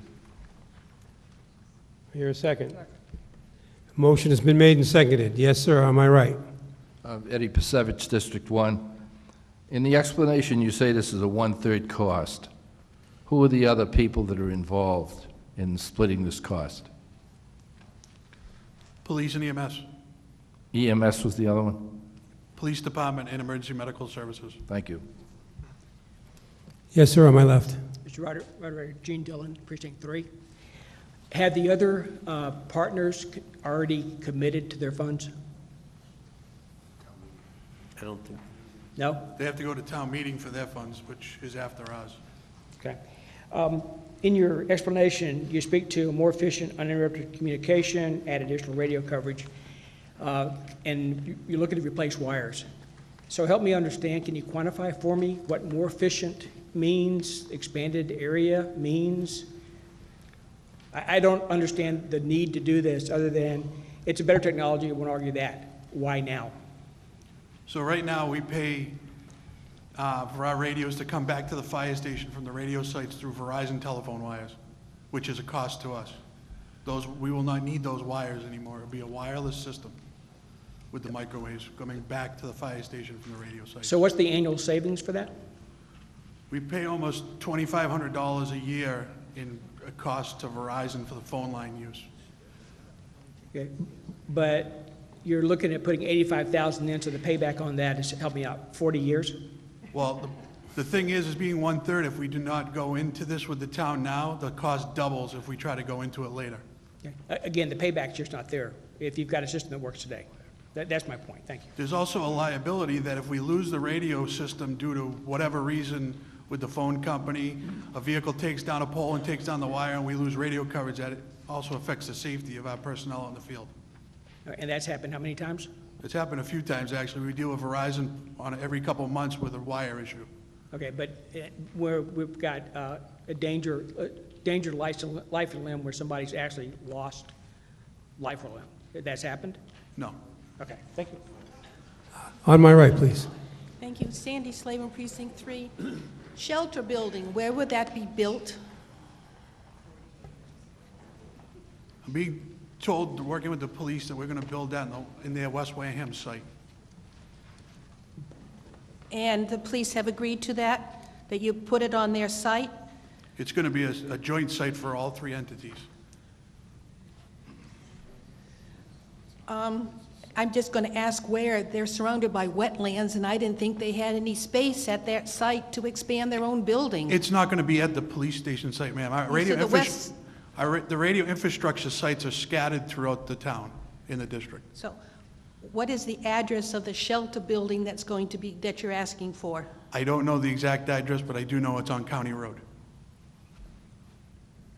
And there's been no attempt to try to use the Kingston facility or share, or I'm just surprised that we have to have 4 different. We're sharing facilities now at our Thatcher Lane site, our Bourne Hill site, our Glen Charlie site. This is an extra site to improve our coverage in the West Wareham area.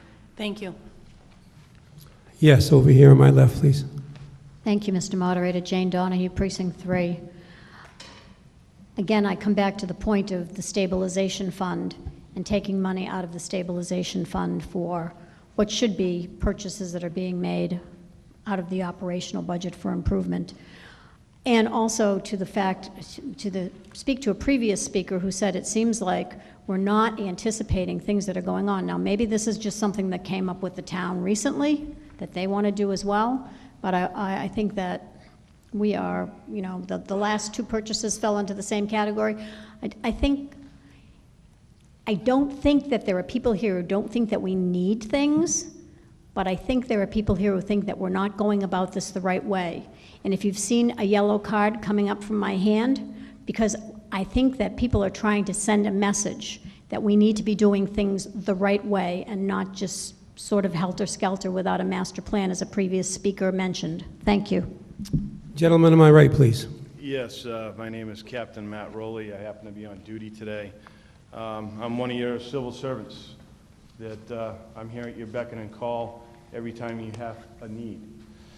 A lot of these articles that have had a lot of negativity to them, and I heard a gentleman stand up, and that's why I felt it necessary to stand up. When you start saying this, is that, well, have you had an instance where someone's been hurt or killed because you didn't have communication? Thank God, no. Have I been in a building several times where I've lost communication with the people outside? Yes, I have. So when these articles come up, and there's a lot of rhetoric here as far as how they're doing it, how the money's being spent or allocated, absolutely. That's your argument and your right to do. But when you start talking about my personal safety, that I am the boot on the ground, that I am the person serving all of you, that's when I'm going to stand up and at least say something. Now, you turn down an article for $25,000 for protective clothing for us as firefighters, over the principle is how it was allocated. Do I have a problem with that? Yes, I do. and I'm going to stand here in front of you, I'm not going to blog, I'm going to turn around and tell you that yes, but it was your right to turn around and vote it down. What I ask you, okay, is please don't ever stand up here and ask an example of, has one of us been hurt or killed because of that? Because all it takes is that one time, that one lousy time. And I'll tell you what, I want to go home tomorrow at 0800 hours to my family, safely. So certainly disagree on how it's being presented to you, I totally understand. But please don't put those of us who are actually doing on the job on the table for you. That's not fair to us. Thank you. Please, let's not respond to speakers if we would. Sir, gentleman to my left, yes? Thank you, Mr. Moderator. Before I make my comments, I'd just like to thank all of the people that are in the fire service, EMS, and police for what they do for us. It's a thankless job, and I understand that, and I just want to thank you for that. But again, going back to the issue, it's not about the item that's being purchased, at least in my mind. It's about the funding source. And this is another example, as what was previously stated, another example of money coming out of the stabilization fund.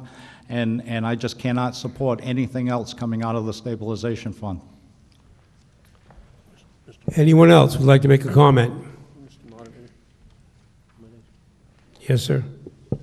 Just a note, in years past, we used to save up enough money in stabilization to buy a truck and pay cash for the truck. We would buy capital expenditures regularly out of stabilization, save up the money and buy it. Now there's a new school of thought that you should take a big clump of taxpayer money, stick it in the bank, and forget it's there. This is what stabilization is for. It is to take the edge off of these capital expenditures so you don't have to reach into your pocket again and pay for them. I don't want to see $85,000 on my tax bill, and we don't think you do either. This school of thought that you have to have these millions of dollars socked away in a bank account and never touch it again is crazy to me. Please, let's refrain from any cheering or booing or anything else to go with anybody's speech. Thank you. Yes, on my left. Thank you, Mr. Moderator. Just in response to Mr. Barrett's comments about the stabilization fund and the school of thought that we shouldn't tax people to death, goes back to the question that I had earlier. How can you spend the stabilization money and tax the people with a 16% increase? I don't understand how those two things work together, and I still haven't had an answer for that. Thank you, Mr. Barrett. I believe the number on the operating budget is 13%. I think if you... 13, excuse me. I'm off by 3%. Yeah, and we don't like it any more than you do, to be honest with you. We're taxpayers also. We do take our direction from the votes we get here tonight, and I'm glad you guys are here. Thank you. We don't usually see this much input. Glad to have it. Yes, speaker on the left. Yep, Millie Burrows from Precinct 6. Earlier it was mentioned that currently we use Verizon for the communications at $2,500 a year. Is that how am I remembering that correctly? Correct. Okay. So in the event that wires go down, a pole comes down, what is the backup plan? How do you function when that occurs? We have to we have other sites in town in hope that the coverage will reach out that far.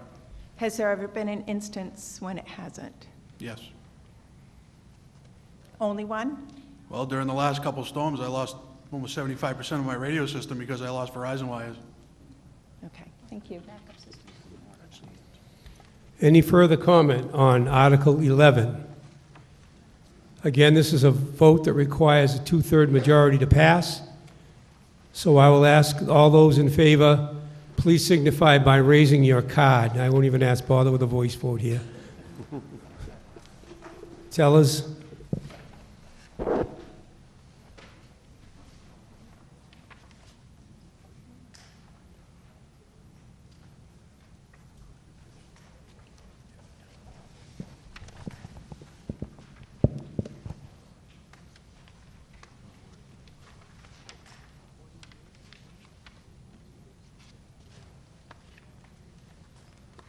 25. 25. 25.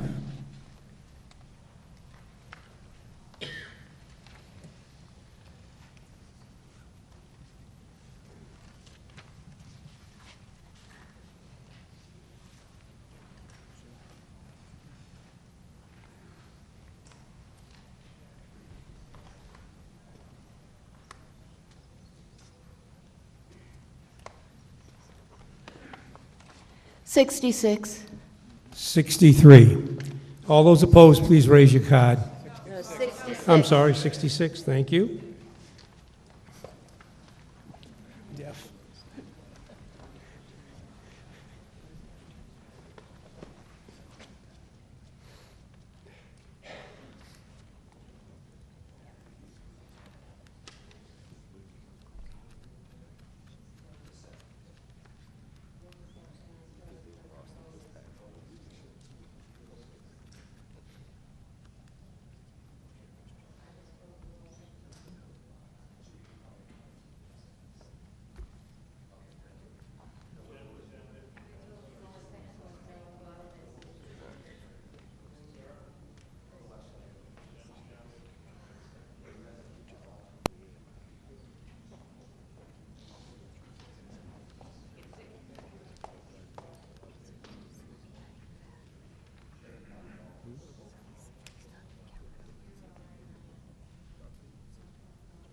They haven't counted all night.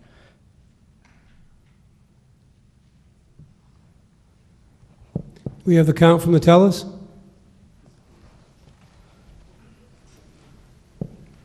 Am I right? 0. 4. 4 on the left, in the center. 8. 8. Sir, for what reason do you rise? Yeah, Mr. Moderator, your counter hasn't been counting anybody in the lower section all night, the votes. I just talked to her. She says she has not counted one of our votes all night. I think we thought that was all this was from. Sorry.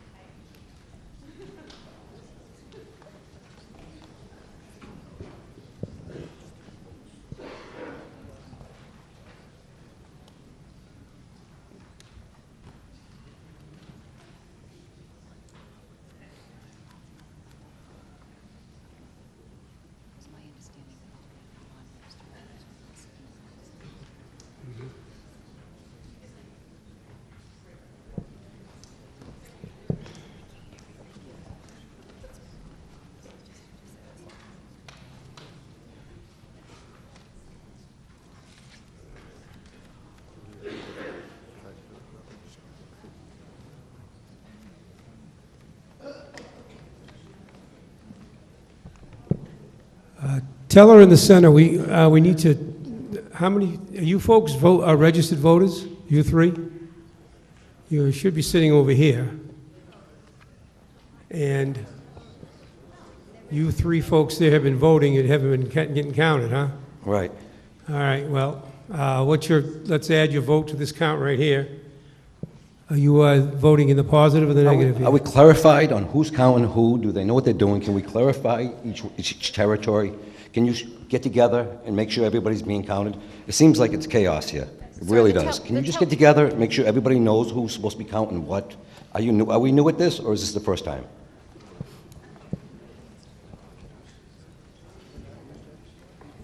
I take responsibility for that. The tellers were told that any of the folks sitting in this front section were non-voters.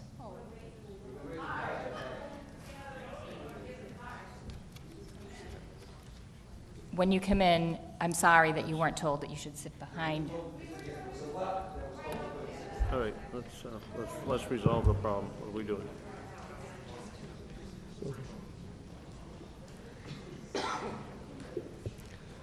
The final tally on the vote here would be 116 in the affirmative, 15 in the negative. The vote is passed. Article 11. We'll make sure that there's no further disruption here. Article 12. I move that the district vote to transfer from available funds known as the stabilization the sum of $30,500 to purchase and install new rims and tires on fire apparatus whose tires have reached their expiration dates or exceeded their life expectancy per the standards set by NFPA.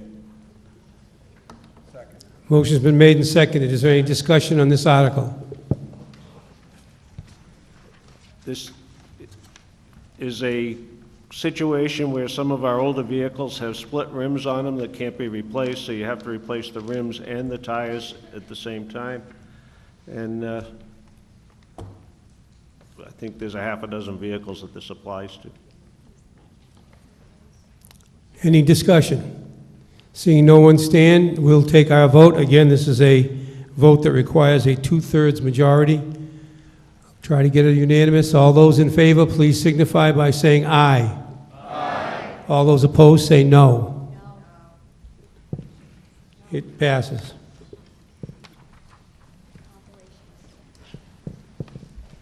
Article 13. I move that the district vote to transfer from available funds known as water surplus, sum of $33,455.67, and a sum of $21,544.33 from the 5 accounts listed in the warrant to purchase and equip a utility body pickup truck, including all costs incidental and related thereto. Motion's been made and seconded. Is there any discussion on Article 13?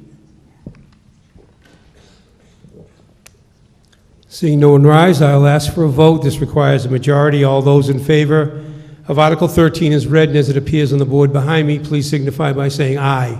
Aye. All those opposed say no. No. It passes by a majority vote.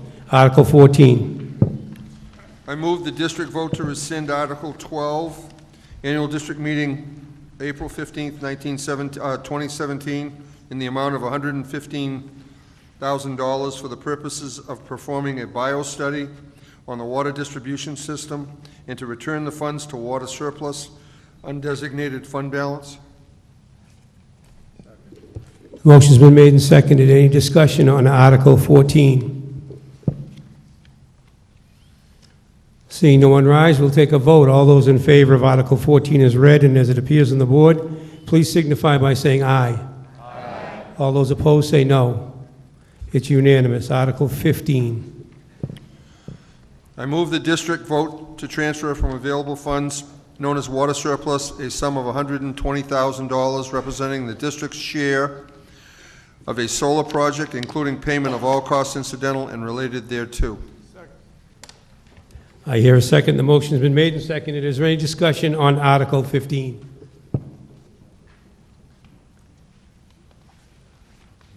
On my right, please. Thank you. Sandy Slavin, Precinct 3. What's the share of the others and who are they? So if you have the handout, it's a grant through Mass DEP. They call it a GAP grant, where the state's trying to close those systems such as ours, which are smaller, to get into the alternative energy. So the grant, as listed in the handout here, would cover $180,000 of that solar system. And where would this solar system be? On top of the roof of the proposed treatment plant? The treatment plant that we approved at the last annual meeting. Yes, ma'am. And that, how much electricity will it produce? Will it take care of all the needs of the water and fire department or just that building? So it will generate roughly 100 kilowatts is the size of the system. I don't know what that is annually. You'd have to sit down and calculate that. But it's a portion of the treatment plant. It won't cover all the treatment plant electricity. And we chose solar versus windmills? We did, yeah. Okay, thank you. Yep. Any other discussion on Article 15? Seeing no one rise, we'll take our vote. All those in favor of Article 15 is read, and as it appears on the board behind me, please signify by saying aye. Aye. All those opposed say no. It passes with a majority vote. Article 16. I move the district vote to transfer from available funds known as water surplus the sum of $35,000 to add insulation in the water department office and garage attic.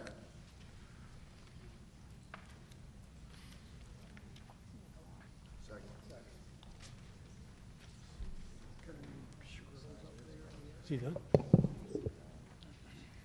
All those, excuse me, I could have a second on that? The motion's been made and seconded. Any discussion?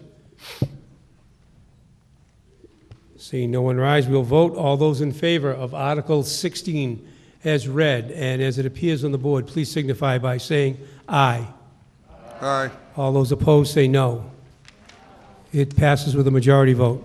Article 17. To see if the district will vote to raise and appropriate or transfer from available funds the sum of $100,000 representing the district's share for grant or incentive opportunities from the Mass Department of Environmental Protection, Water Management Grant, Mass DEP Assessment and Planning Grants, or similar environmental conservation, public health, or asset management grants provided by Mass DEP, United States Environmental Protection, U.S. Department of Agriculture, U.S. Public Health, America Water Works Association, and affiliates, or similar agencies or organizations, public or private, Eversource or National Grid, energy conservation grants or incentives, employee training grants or incentives, safety-related grants or incentives, new technology or equipment grants or incentives to act anything thereon or thereunto. Motion's been made and seconded. Yes, sir, on the right. Eddie Pasevich, District 1. Just a question. This money, $100,000, is being allocated to apply for grants that may come up in the future. So there's no specific one. It's just any one of those agencies up there, if they have a grant, you're going to apply for it using some of this money. That's correct. Thank you. Any other questions or comments? Seeing no one rise, I'll ask for a vote on Article 17. All those in favor of Article 17 as read and as it appears on the board, please signify by saying aye. Aye. All those opposed say no. It passes with a majority vote. Article 18. I move that the district vote to transfer from available funds known as water surplus the sum of $40,000 for updating the programmable automation controllers. Motion's been made and seconded. Any comments?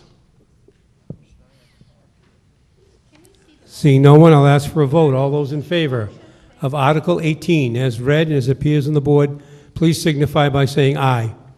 Aye. All those opposed say no. No. It is a majority vote. Passes. Article 19. I move that the district vote to transfer from available funds known as water surplus the sum of $85,000 for paving required by the town of Wareham. Motion's been made and seconded. Yes, sir, on the right. Charles Rowley, District 4. We voted, what, $95,000 into the special article, and I believe you said it was for this year. Is this in addition to it? It's from last year, the first vote. So you'll end up with $180,000 this year? So in the special district meeting, as I mentioned at the beginning, the timing of when Dave Bernard wanted us to do this was near the end of the last fiscal year. Just timing and miscommunication between Wendy and myself. It didn't get in that year. So in order to pay off money for paving, which was done because the project was done and the town was requiring us to do it, that's why we had the special meeting to vote in that original amount. This is an amount for work that we're doing for this coming fiscal year. So the original amount in the special was for work that was already done? That's correct. Bills not paid until this article passed? I'm going to defer to Wendy how we paid that, but we have paid it. Go ahead. Yes, the bill was paid, and we needed a vehicle to fund it. I didn't hear that. The bill was paid. So how did you pay it? We needed a special district meeting to fund that payment. But the payment was made before you actually had this vote tonight? If so, where'd the money come from? It's running a budget line item into the red. Thank you. Yes, on my left. Hi, sorry, Teresa Tello, Precinct 3. Can you tell me where this starts and ends? Is it beginning to end on Great Neck Road? Because they did like 26 patches, which I think the original $85,000 was for, and it's like patch, space, but only a small way down the road. That's correct. So this is our last fiscal year of working on the transitions from the old main to the new main. So this last section is, I think it's a 5-year project, Andy, if I remember. What's that? Yeah, it's curb to curb, by the way. It's not patch. So this money is going curb to curb once the project's done. How far down Great Neck Road? What's the connection? Is it Crooked River? So, yeah, Crooked River. To Crooked River? Yeah. Okay, thanks. Yep. Yes, on my left.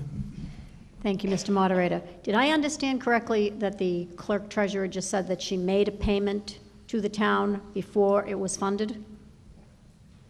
Did I hear that correctly? Yes. Thank you.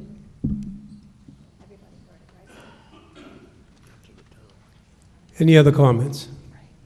See no one, oh, excuse me, one more? Thank you, Sandy Slavin, Precinct 3. So the $95,000 we proved was to pave curb to curb for a portion of Great Neck Road. And this $85,000 is to continue to pave from curb to curb for Great Neck Road from Depot to Crooked River. All that way will only cost us the 95 and the 85? I'm going to defer to Andy because I haven't been out there to see it, but That's a perhaps long way you can for speak to short it. money. Excuse me, sir, could you just step to the microphone so everybody can hear you?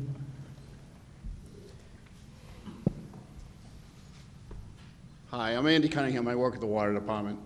The first pavement that you paid, that was in the special district meeting, paid for paving curb to curb from the intersection of Cranberry Highway all the way down to the intersection of Minot Ave. This 85 will pay for from that same location at Minot Ave down to a little bit past the shop corner. Squaw's Path. I'm sorry. A little bit past Squaw's Path, around the shop turn. Okay. And then there will be one more payment of paving to go all the way to Crooked River. So there will be 3 paving sections, roughly equal areas. So, I'm sorry, from 6 and 28, Cranberry Highway, Yeah, all the way down to Minot was one section. was the first section. Then from Minot down to Squaw Path is the second section. Correct. Correct. And there'll be one more to take us all the way down to Crooked River. Correct. Which we have not seen on a warrant yet. Correct. Do you have an estimate? Sorry, may I continue to ask a question? Yes, go ahead. What will the estimated cost be to finish the work down to Crooked River? Want me to answer? Does anyone have that estimate? I believe it's going to be roughly the same linear feet, which will turn into the same cubic yardage, and it will be roughly about this dollar amount, but you can't hold me to that. Thank you. Okay, any other questions or comments? Seeing no one rise, we shall vote now. All those in favor of motion, Article 19, as read and as it appears on the board behind me, please signify by saying aye. Aye. All those opposed, please say no. It passes with a unanimous vote. Thank you. Article 20. I move that the district vote to appropriate $2.5 million to pay costs of updating the current meter reading system and associated infrastructure to automatic meter reading, including the payment of all costs incidental and related thereto, and that to meet this appropriation, the treasurer, with the approval of the Prudential Committee, is authorized to borrow said amount under and pursuant to Mass General Law, Chapter 44, Section 8, or pursuant to any other enabling authority, and to issue bonds or notes of the district therefore. Any premium received upon the sale of any bonds or notes approved by this vote, less any such premium applied to the payment of the costs of issuance of such bonds or notes, may be applied to the payment of costs approved by this vote in accordance with Chapter 44, Section 20, I'm sorry, thereby reducing the amount authorized to be borrowed to pay such costs by a like amount. Second. Here a second. Motion has been made and seconded. Is there any discussion on this article?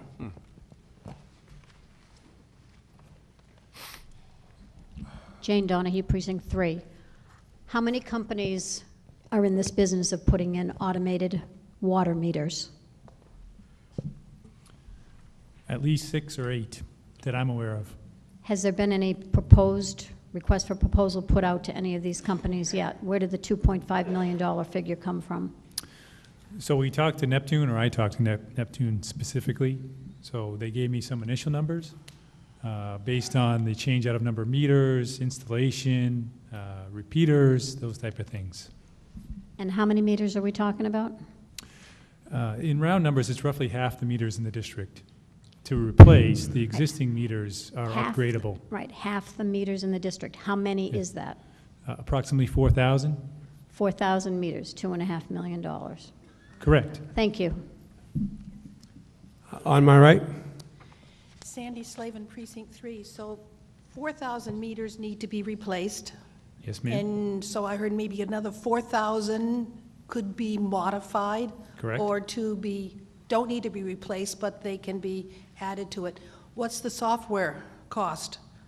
There has to be some type of computer system that will take that and read those numbers. Is that software cost included in this amount? That's all part of the system, yes. So I don't know the breakdown of that exact number. So we have 8,000 potential meters that will be able to be read at any time by somebody at the water department. That's correct. And that time for reading would be something other than once every 6 months. That's correct. Any idea how frequently that will be read? Either quarterly or monthly. We don't know. Well, the commissioners haven't chosen it yet, but the standard is quarterly. Okay. The cost of sending out water bills, I believe the district pays a portion to the town, and that's done every 6 months. So Yes. what will the additional cost will be if you send out monthly or quarterly water bills? So just to clarify, the town doesn't do anything with the bills. We actually have a company called Northern Data that sends out the bills. It's a company that we work with. That's part of our All billing right, system. then how much more will it cost us to send it out monthly? It's an additional $20,000 to $25,000 to do it annually. That's just mailing and packing and all the associated items that go with that. At the point when we have the data of this usage more frequently than we currently have, is there any opportunity to work with the sewer commissioners to be able to work with a pay-as-you-use on the project? You mean pay-as-you-use for sewer? Yes, because right now we're waiting for numbers from the district. We've been in discussions with the sewer on that. I'm not speaking for the commissioners, but there's some hurdles that we have to get over. But we'd be happy to keep that discussion going. Some of those hurdles are, for example, if you do it the way you're suggesting, what happens if someone uses something for irrigation or if they wash their car? So those are issues that we're trying to work through with the sewer. And to be clear, I am now a sewer commissioner, but my question was not for the sewer commissioners, but for a person who uses my water. And we do have more than one car, so we do wash cars. We do have water gardens. My understanding, I could have a second water meter, which would be used different for outside use than inside use, but that is an alternative, correct? That's correct. But to go back to here, this includes the software package, and you have an estimate from one company. That's correct. Thank you. On my left, please. Hi, Teresa Tello, Precinct 3. Kind of lost my train of thought standing here waiting. But do you plan on laying off employees when you implement this automatic? Nobody has to go out and read the meters anymore. That's correct. So we're not planning to lay anybody off. What happens is you still have the meters, you still have to maintain the meters, as well as the treatment plants coming online. So we may have a repurposing of staff So we're not looking to add any staff, and we're not looking to lay off any staff. And is it a charge per meter, or are you also hitting us with water usage for this meter reading? As you look at our laws right now, there is a charge for the meter, and that's for replacing the meter. That exists now, so that hasn't changed. But how is this going to be implemented? Is it one charge for the automated reading, or are you charging by usage for the automated reading? So it's always based on consumption, and that's how we continue charging you. That kind of seems like double dipping in this instance, because you're charging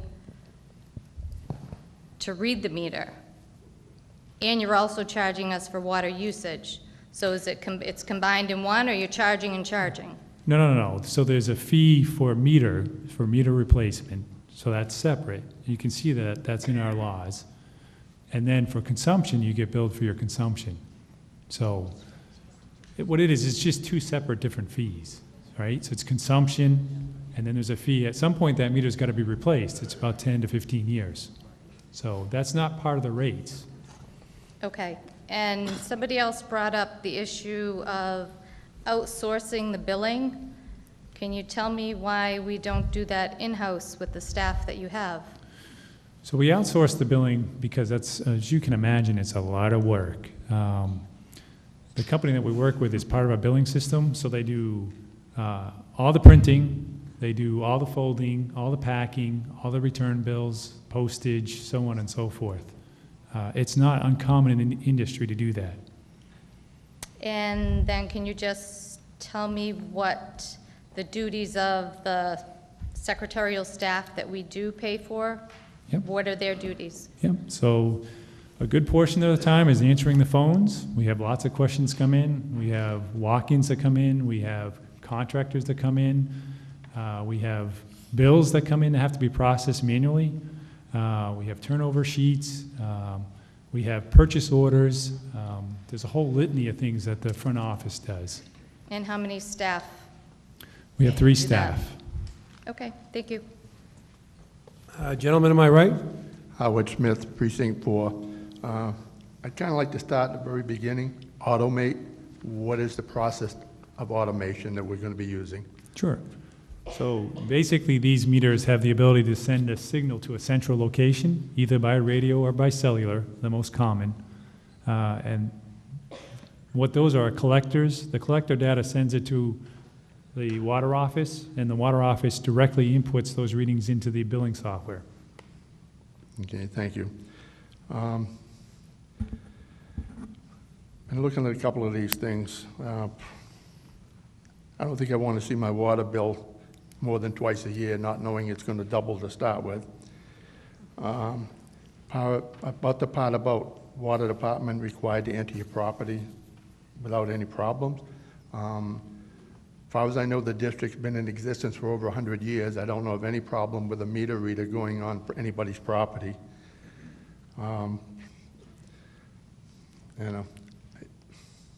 I just think it's a lot of money. We voted down better things than this earlier this evening. I hope we vote this down too. So if I can... No, please hold. Can I address those? Response? Yeah, you can respond, yeah. So those are all great questions, and I can understand the feeling on that. There was a handout that we gave you, and hopefully you had a chance to read it. It's also been online on Wareham Week. The first question is, I don't want to see my water bill for more than 6 months, because that's what we've always done, which is okay if you want to do that. What I want to be clear is anytime that there's a leak or anything goes wrong, you're responsible for that. So I just had today in district meeting 3 parties that had bills over $1,000 because they didn't know they had a leak for 6 months. I've had bills as high as $25,000. You guys, if you get in that position, will be responsible for that. The commissioners are not going to abate that bill. They may abate a portion, but they're not going to abate the whole thing, just like electricity. So what we wanted to do as commissioners is give you an opportunity so that you have more control on what you use. You can see your water instantaneously. You can get alerts when there's a high water use, and a whole host of other things that you can just log onto the web and see for yourself what you're doing. So if you really want to control your water bill, this is the perfect way of doing it. The second question that the gentleman arose and brought up is, I don't see that we've ever had any problems with, entering properties. I can tell you we've had incidences where dogs have bitten our personnel. We've had incidences where our personnel have seen illegal activities and they get in a moral position of do they have to report that? And there are a number of other things that come up. For instance, if they enter the property and something gets broken or claims to get broken, who's responsible for that? So there is a number and a liability associated with that. It doesn't mean that the system now doesn't work. It just means the district's taking on more liability. Gentleman to my left. Thank you, Mr. Moderator. Bill Heaney, Precinct 1. As I've listened to the explanation of the benefits of this, it seems as if it's going to be that I get my bill sooner, I get to pay it sooner, people can enter my property and read the meter better, and if I ever had a leak, I wouldn't have to pay for the water because I would know that the leak is happening sooner. And I guess the question in my mind is it worth it to me to spend $2.5 million to learn that I can, I pay my bill sooner, the water meter reader has no problem coming into my house, I don't have a dog, but it just seems like, to hire I don't know what a water meter reader makes, but if he or she makes $40,000 a year, it takes 62 years to pay this off. It makes no sense to me to spend $2.5 million to do not the whole town, which is what I thought it was when I came in here. It's only half of the district that gets new meters, and this is just spending a lot of money for what I consider to be things that I don't want. And so I'm voting it down, and I hope others do as well. So let me respond to that. So the one thing I can add is half of our meters are ready now for AMR. So it's not like those meters are dead in the water. It's just we're not leveraging what they can do. Okay, on my right. Andrea Smith, Precinct 5. Did you say a second water meter would be possible with this system for outdoor use to be measured?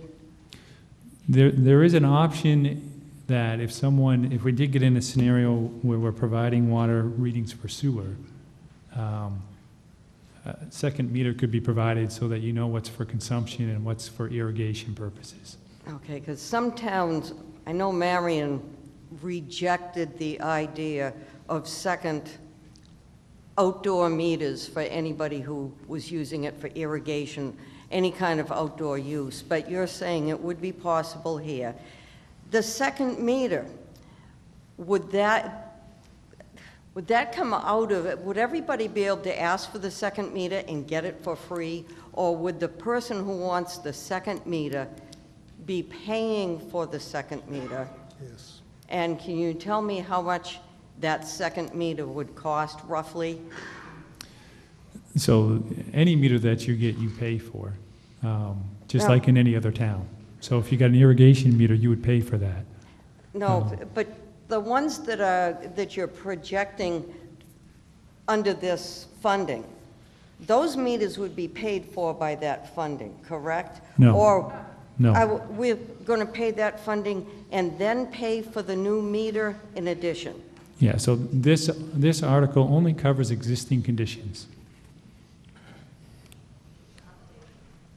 No, I'm really, I'm sorry, but I'm really confused. I thought that this article was going to cover the cost of not only the software, but also the meters and the attachments that would go to meters that were going to be updated, that this article covered all of that. It does, but if you don't have that meter now, we haven't budgeted for that. So if you wanted an irrigation meter that's not in your system okay, now. but the one that goes in your house is part of this article. Correct. Can you Give me a rough idea of how much the cost of the meter would be for outside the house. For irrigation? Yeah, to measure water used outside the house on a separate, a separate measurement Yeah. from household. It's the same cost as the existing meter, so it's in the ballpark of $150 to $200 a Even the meter. new ones for Yeah. this system, okay? And is there a plumbing, does the town install that meter, or do you have to get special plumbing done to have the meter installed? You do have to have a plumber to install the meter. Uh-huh. Yes. And does it require additional pipes? It would. You can almost think of it, if you have a meter that comes in now, you would stack that meter next to it or above it. Okay. All righty, thank you. Mr. Barrett to comment. Just to be clear, the second meter, the irrigation meter, was just in very preliminary talks with the sewer commissioners. There is no, it would not lead to a reduction in your water bill. It would be a reduction in how you're billed for sewer if it was based on water use. It's just a very early proposal. It's nothing set in stone. Okay, gentleman on my left. Good evening, Alan Slavin, 3. I just want a clarification. I may be misunderstood. We're paying $2.5 million through a bond that will all pay for this program. We're also going to pay each individually of those $4,000 for the meter as well. So we're paying twice, correct? So the district, so this meter, say you got a new meter, Alan, so that's part of this, right? In 10 years, that meter has to be replaced, or 15, whatever the time frame is. The district historically has always had, the way to renew that meter is through a fee. It's not what I'm asking. What I'm asking is we're paying $2.5 million for this program, which is for meters, et cetera. Plus we're paying right up front immediately for the 4,000 people for that meter now. Not 10 years from now. It's not a replacement. When you update, we're paying for the meter plus $2.5 million. Yes or no? No. The meter is part of this $2.5 million Okay, from day one. That's why I'm trying to get a clarification, because the way you said it is if we were going to pay twice. I'd like to move the question. We can't move the question at the end of a speech. Gentleman on my right, please. Charles Rowley, Precinct 4. Can you tell me where in location from the street to the house these meters are that you would be replacing this new system with? Are they outside meters or they're inside buildings? Most of the meters are inside the house, with some exceptions. They're in meter pits. How do you tell if there is a water leak if the meter is on the inside of the building? I know if there was a water leak in my house, I'd know it right away. So of those people you've had problems with, are these places where the meters have been between the house and the street and there's been a leak between those 2 points?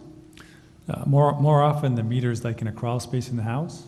I'm sorry? More often, what happens is the meter's like in a crawl space of the house. So what happens is there's a leak in the house, and that would be recorded by the meter. So more or less the exception to the rule. In other words, I don't know where your meter is, so maybe you can explain. Well, my meter's in my basement, and I can read it. It's got a shut off before the meter, it's got a shut off after the meter. And if I want to see how much usage all I got to do is look at the dial.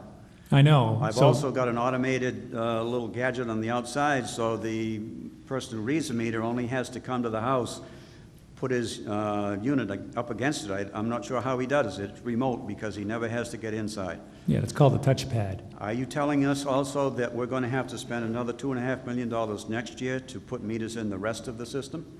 No. Why? So the existing meters are are adaptable. So we'd be replacing meters just based on their age. I don't understand that. So I have a meter in my house and also has a remote sensor on the outside. It does. It's called the touchpad. So the operator has to come, and in order to get the reading, he has to touch the pad. He has to do that for all 8,000 meters every 6 months. And he will still have to do that with the new system? Nope. The meter readings come directly to the water department. So that effort is gone.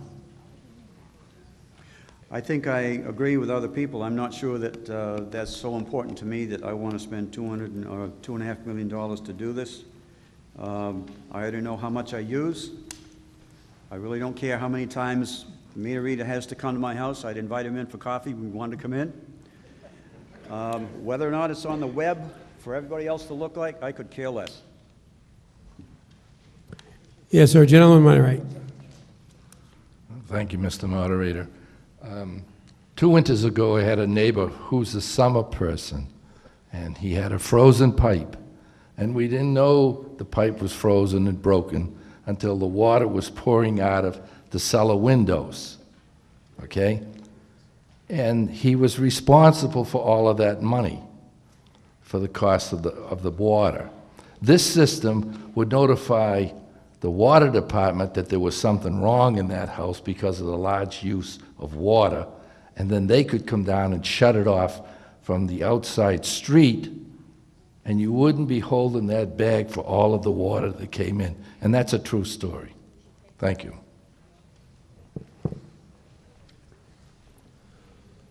Okay, anyone else like to make a comment or a question? Not seeing anyone rise, we shall vote. This, excuse me, you want to make another comment, ma'am? Just a quick question. Would there be somebody at the water department monitoring those readings as they came in so that they would notice if the instance that he mentioned happened? Or would the system itself, the software, set off an alarm to tell you that there was something going wrong? Or would they just find out when they got the bill? No, this system would have the option to do both. It could alarm you, the consumer, as well as the water department. Okay.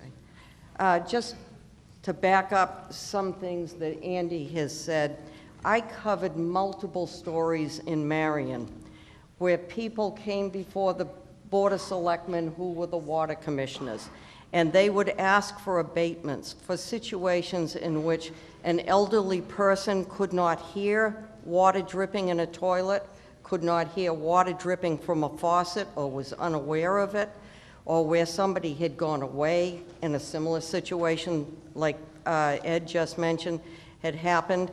The Marion Congregational Church got hit with a bill for $10,000, not knowing that they had a water leak. So there are benefits to the system. I understand it's expensive, but there are benefits to it. And there was one situation I covered in Marion where an elderly woman came before, she didn't come before the selectmen. The Council on Aging director came in her behalf because the woman was too disabled to come to the meeting and ask for her own abatement. Every one of those abatements was refused because they said it was the homeowner's responsibility to know that the water was dripping. Thank you. Gentleman on my left. Yes. I believe I understood that you said adding a... excuse me again, sir. We have David Hurd, Precinct 3. I believe I was told that adding a second meter would cost $200. Is that correct? That's correct. So if we're putting in 4,000 meters at $200 apiece, where's all the money going? So when we install these meters, you have to include labor. If the meters are not the exact size, depending on who we go with and what we get, you have plumbing bills to retrofit the line. So there's a lot of incidental costs that go with this. So it's not just the meters, it's the whole system. So you have repeaters. The repeaters are not inexpensive. I could sit down with you and show you the cost at some point if you're interested in seeing them. No, just if it's $200 for the meter and we're putting in 4,000 of them, no, that's $800,000. Agreed. So we're paying. There's a lot of other things going in. I agree. So again, I don't have the slide to say here's the breakdown of the cost. We do budget extra money in the event that something comes up that's unknown. So I don't have to come back to you again and say, oh, we need another $500,000 or something like that. We've taken a very conservative approach on this one. And this will be competitively bid. Yes, sir. Good. All right. Thank you. Gentleman on my right. Mike Flaherty, Precinct 1. I move the question. All those in favor of moving the question signify by saying aye. Aye. All those opposed say no. We shall vote. Again, this is a vote that requires a 2/3 majority. I believe we'll use the cards right from the start. All those in favor of Article 20 as read, please signify by raising your yellow card.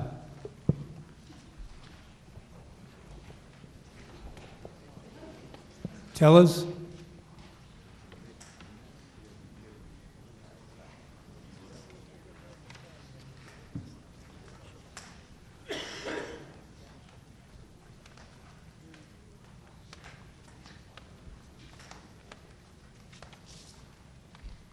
Two.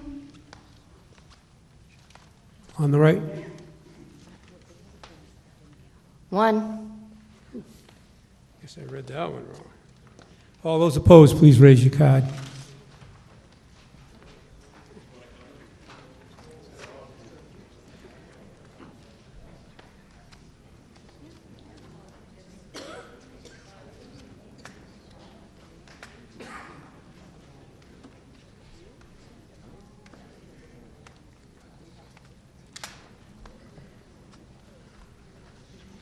Twenty-two.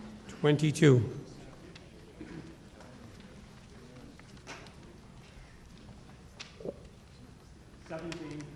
17.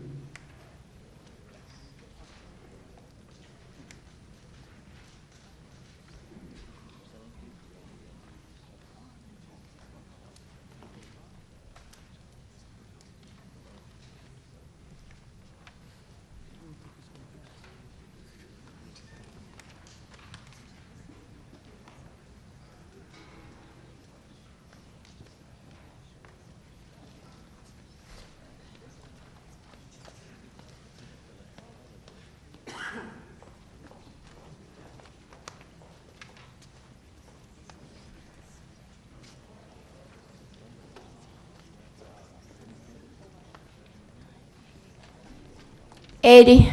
80.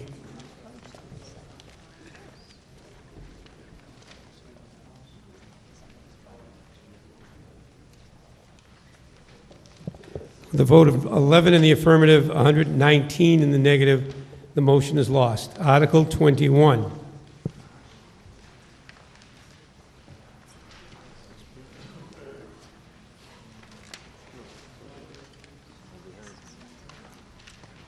I move that the district vote to transfer from available funds known as free cash the sum of $75,000 and the sum of $35,000 from available funds known as water surplus to fund the district's other post-employment benefits liability.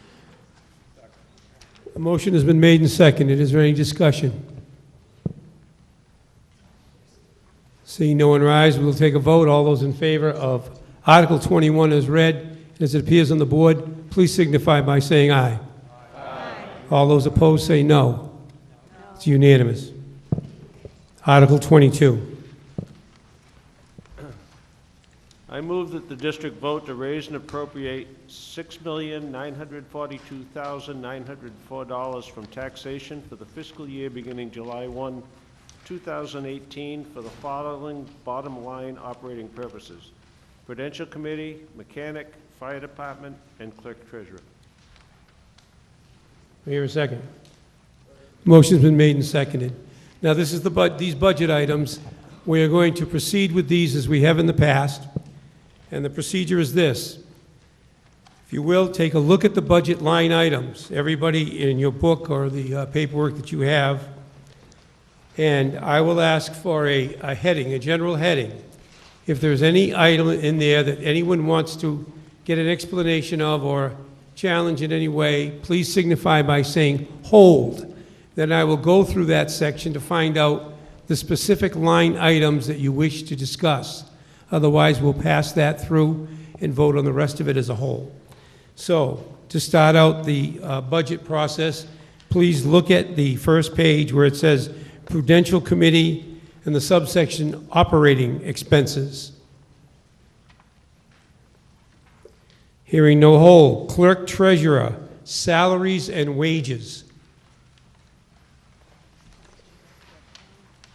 Clerk Treasurer, operating expenses.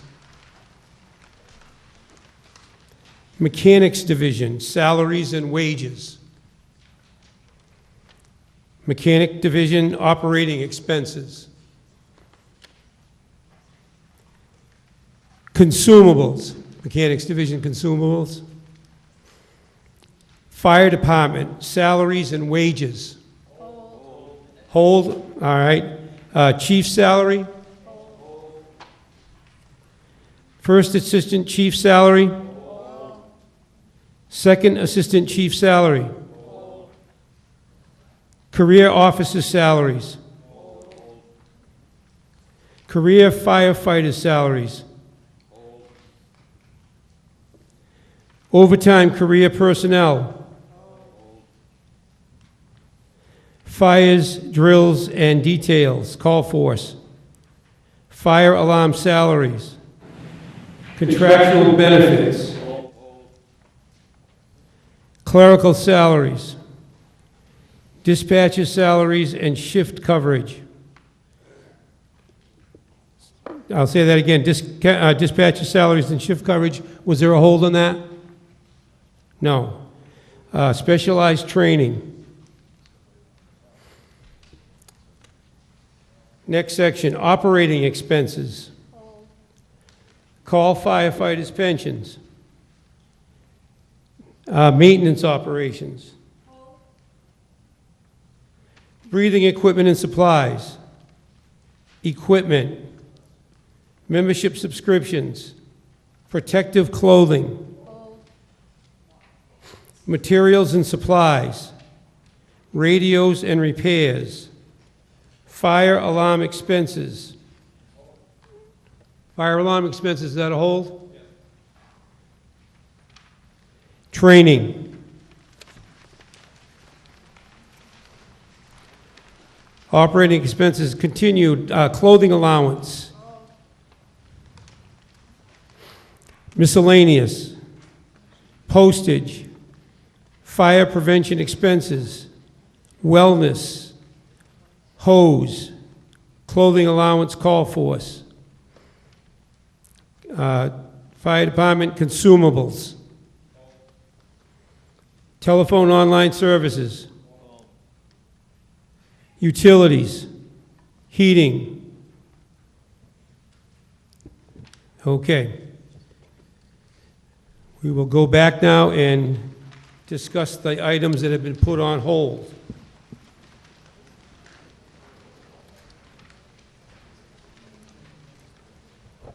First item under Fire Department, salaries and wages, Chief's salary.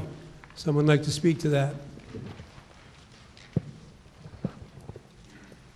Dennis Wilson, Precinct 3. What percentage of a raise is that?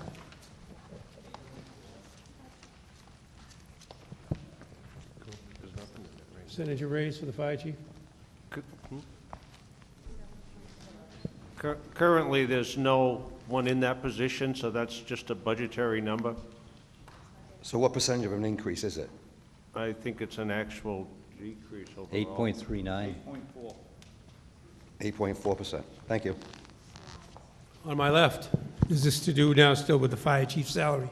Yes, I was just looking at the increases of the fire chief, the assistant first assistant, and I'm not questioning their abilities or anything else, but for example, the first four items, the increase of the chief was 8.4, the first assistant chief was 16.8, second assistant is 12.7, then went almost 6%.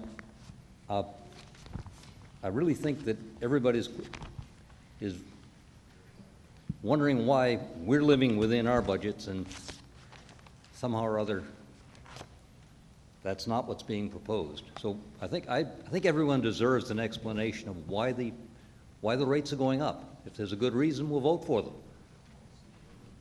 The rate is not going up to as much as indicated there. What you're seeing for the first time is the three salaries are broken out individually, and benefits that they received in another line item were put in the salary. So like their educational incentives and things like that were put in the actual salary. So what's the percentage roughly? It's just very deceptive, but thank you. Well, that's why we broke them out individually, so to be more transparent. Yes, sir, on the left. Bill Heaney, Precinct 1. I'm looking at all the salaries as printed. And as the previous gentleman said, 8.4, 20.2 I got instead of 16, which he got, but I did get the 12.7. And if there is another line item in this budget that is supposed to be subtracted, the only negatives that I see in the entire budget are dispatchers' salaries went down by 20 grand, that's 10%. I don't know if that came out of it. There's one more in here. Equipment went down by $1,000, that's 9%. Those are the only reductions I see in this fire department budget. So if the reasoning is that there was a reallocation of expenses from one line item to another, I don't see any negatives anywhere. I don't see where it came from. It didn't put it in the negative, but it did reduce the total, is what it could have been. What it could, you mean 12.8 could have been higher? The contractual benefits line was probably where most of it was shifted, but that also covers other personnel. But the salary increase alone is 13.2, and the department in total is 12.8. This doesn't make any sense. I mean, somebody's got a 20% bonus for education and so forth. As I said, it was always there, you just didn't see it the way it was written. Now you see the actuals in the... But I don't see where it came from. Can you just point me to that line? Their contractual benefits line, but that is not the only contractual benefit that comes out of there. Contractual benefits line went up 34.1%. It goes from 197,000 to 264. What could that, if we should have taken money out of this line and applied it to other lines, what could possibly be a contractual benefit increasing the existing one by 34%? Help me understand. I don't have the breakout in front of me, I'm sorry, do you have that?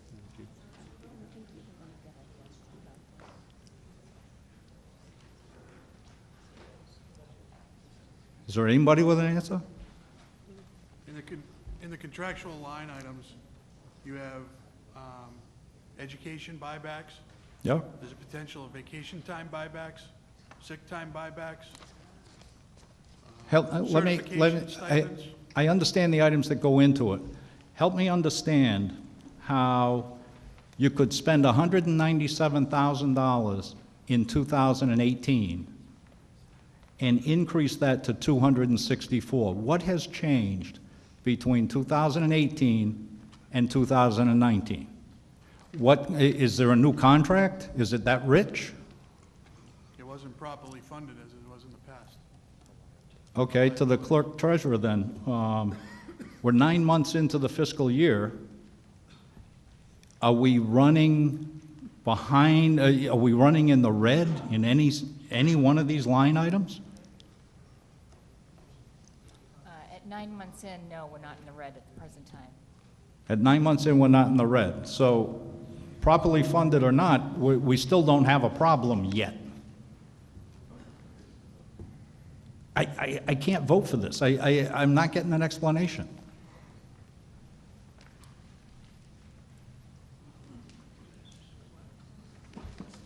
I don't know how many different ways I can explain Do it. Okay, I vote no. Sorry, guys. Yes, excuse me, let's not have any sort of response. To my speaker on the left, yes. Thank you, Mr. Moderator. Jane Donahue, Precinct 1. Again, this is not to cast aspersions against any individual person. The previous speaker spoke to these numbers, $87,000 in 2018. My question is, was that the actual salary paid? Was that the gross pay for that particular position in 2018? Because that's what I'm hearing you tell me, so I'm just trying to clarify. No. The $87,000 was not the actual salary in 2018 for this current year, for the position of First Assistant Chief salary. That was what was budgeted in the salary line, but there were other items that were paid out of the contractual benefit line item for FY18. Okay, so, but the $87,000 that was budgeted for the salary, correct?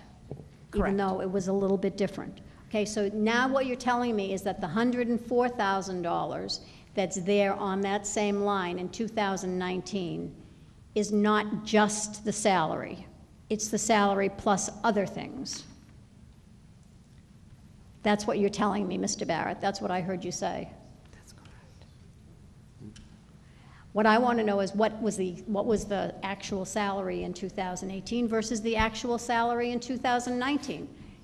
You want to be transparent. That's what people want to know. That's what people are looking at these numbers, and they can't figure out what the heck is the salary, and why does it look like there's a 20% increase, or an 8.4%, or a 12.7%. It looks ridiculous, and we don't understand it. So please explain it to us. Thank you. To answer the question. The numbers you see in the 2018 budget were the base salary. To that, you had the possibility of an education stipend, a EMT stipend. I'm trying to think of what else could be rolled into that. Right, And what we did in the 2019 was we included those in the salary line, which would brought the, if we had done that in 2018, that 87,000 would be 99,183. Well, again, I think that the message that people are trying to send you here is that this is not a good way of running this ship. People are confused.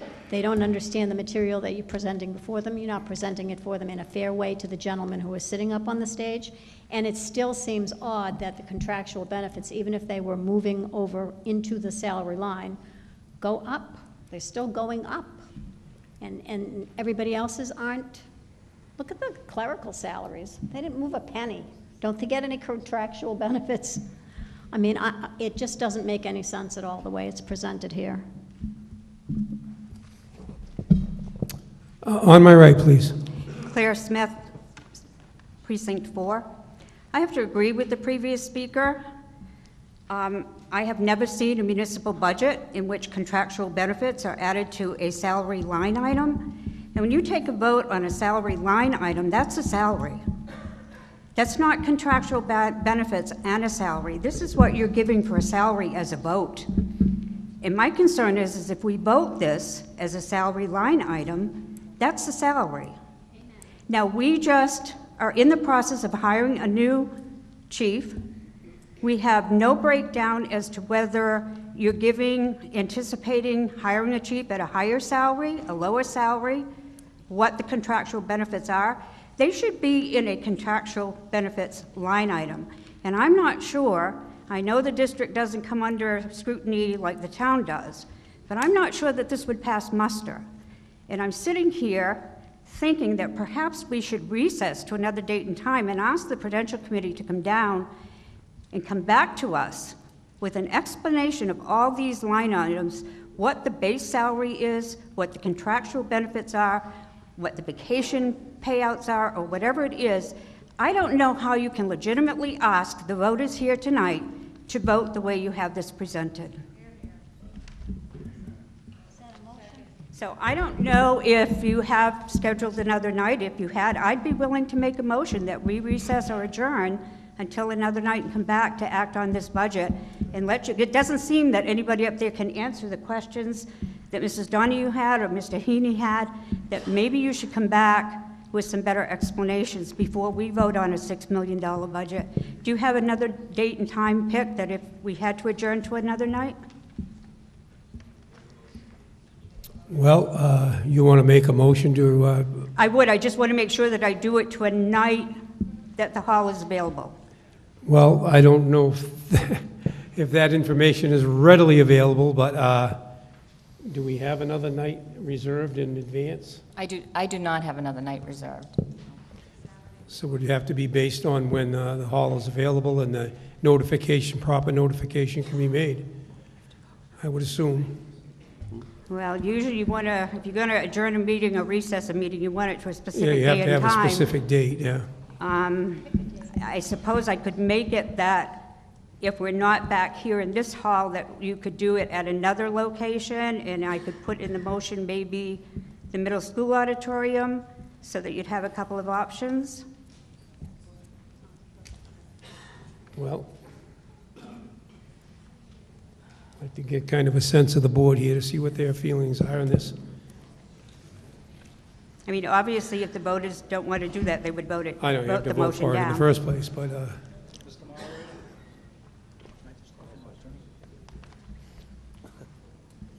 Mr. Moderator? yes, sir. Could I offer an alternative that maybe the maker of the motion would be satisfied If you'll with? yield to you for a second, yeah, yes. I spent an inordinate amount of time, I can't even say that word, on this budget. And one of the things that I did is I looked at all the expenses that are over a 10% increase.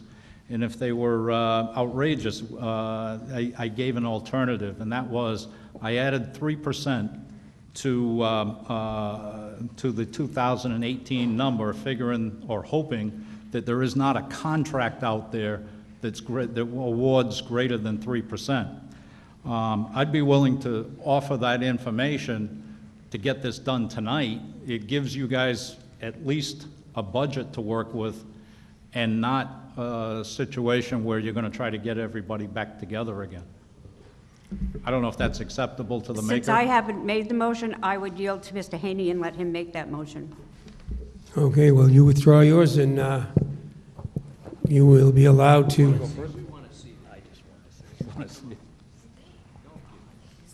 Well, Yes, go ahead, Mr. Heaney. all right, so the motion that I would make, and I'll give you this afterwards, but the motion that I would make is that the chief's salary be $129,474, first assistant $89,613, second assistant chief $89,025, career firefighters $987,548, overtime $450, $394, contractual benefits $203,038.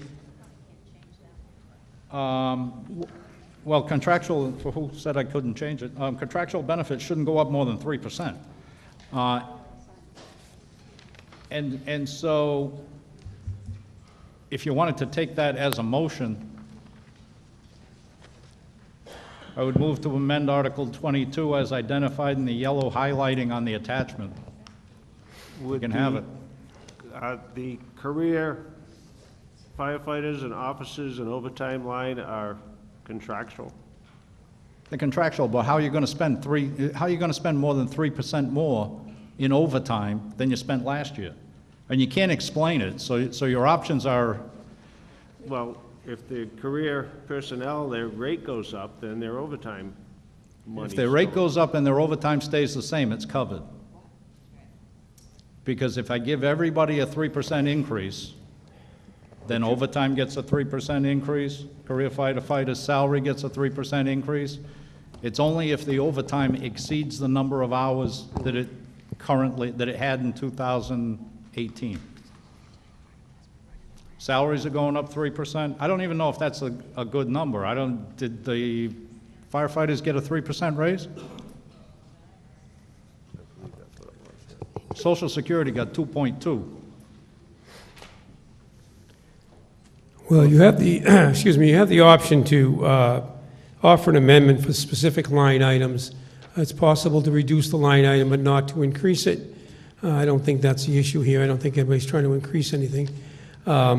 So I would accept, in each of the salary line items, I would accept an amendment based on whatever figures you choose to use, and then we'll vote on that line item amendment. That's Okay. that's the simplest way to do that. because what you're calling for doesn't involve all of the items that have been put on hold. So let's deal with them as they come along, one at a time. The first item that's been put on hold is chief's salary. If you choose to make an amendment to the amount listed on the line item in the budget, that's your prerogative, and we can vote on that. So we're going to do these one by one? Yes, sir. Okay. Chief's salary, $129,479. All right, do I hear a second? Any discussion? Do you have that number written down? I do. No, I'm talking up here. $129,474. 129,474. Any discussion on that line item? Seeing no discussion, I'll ask for a vote. All those in favor of the amendment as made by Mr. Haney for the chief's salary from $136,250 to 100, I'm sorry, I don't have the number written down here. 129,474. Let me make sure I have this down. 474. 474, okay. Let me repeat that. The amendment is put forth for the chief's salary on the line item is amend the amount from $136,250 to $129,474,000. All those in favor signify by saying aye. Aye. All those opposed say no. No. The line item passes. Yes, sir. Pardon? If 7 people stand up, we'll ask for a card count. Okay, I see 7 standing. Okay, tell us, please.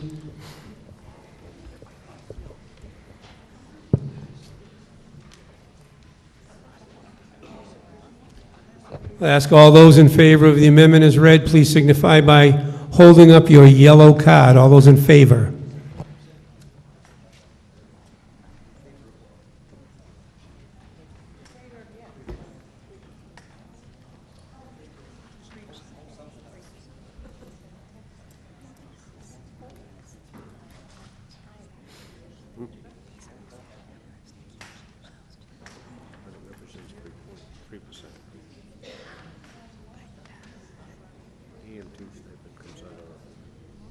Sixteen. 18? 16. 16. Okay, let's get it right. On the right? 9? I'm sorry, say it again? 9, okay.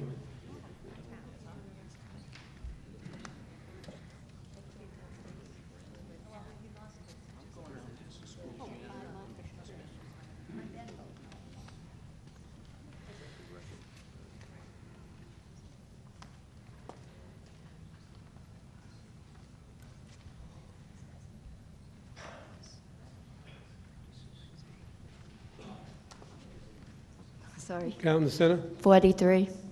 43. All those opposed, please hold up your card.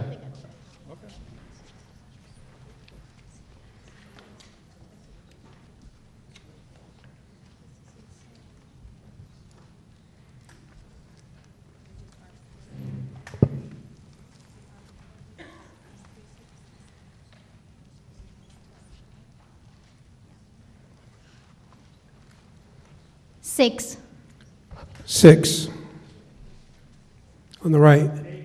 18.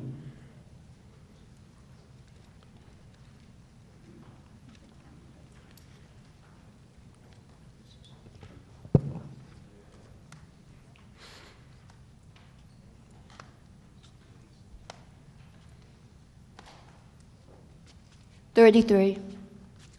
33.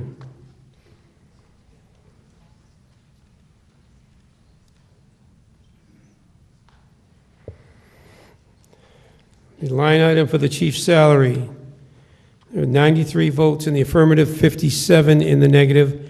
The new line item is $129,474. Next item, first assistant chief's item, salary. I amended to $89,613.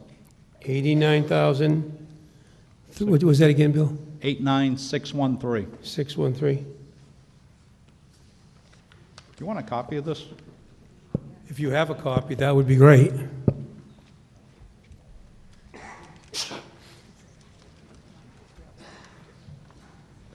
Bob Haskell, Precinct 3. You're adding 3% to these figures, but tell me where the contractual, the stipends, and everything else that comes along with this, what are the figures that you are going to be looking at pertaining to these individual items that we're talking about right now? 3% is a number that was picked, but I don't understand where the rest of the money is going to come from, because that's just the base salary. That doesn't, I want to know what is going to cost after the 3%. What's the contractual agreement? What's the stipends, EMTs, college, and so forth? Thank you. You have an answer to anyone? Currently, there's a 9% educational incentive. Currently, there's a 9% educational incentive and a 5% EMT incentive. Yes. So you're, Jane Donahue, Precinct 3, so you're saying 14%, the number from 87,000 to 104,000 should be a 14% increase. So there's a 6% salary increase in this, not a 20% increase. So, I mean, is there a 6% pay raise in here for the chief? That's what I want to know. Is that what you're telling me with those numbers? I think I'd like to make a motion. We have an amendment on the floor already, sorry. Let's take that first. So if I could, the base salary increase would be 3%. There's a 5% EMT stipend that goes with that, 5% of the base, and then a 9% educational incentive, 9% of the base. That 9% and that 5% has been in their contract every year, just so you understand. That's not something that's new. Yes, thank you, Mr. Enos, but where is that, if we take that 14% out of this salary, where are you going to have it somewhere else to pay him if we take it out of this salary? That typically would come out of the contractual benefits line. Okay, so we'd have to increase the contractual benefits line in order for you all to have enough money to operate properly, which is why I think we should go back to Mrs. Smith's point and re-adjourn and have this thing broken out properly. So you will have enough money in your budget and not just a 3% increase on this line for salary when you need to make up the 14% for the EMT and the contractual benefits line. Doesn't make any sense to do it this way.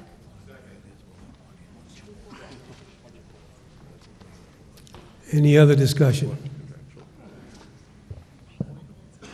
The gentleman behind you there, Mr. Haney.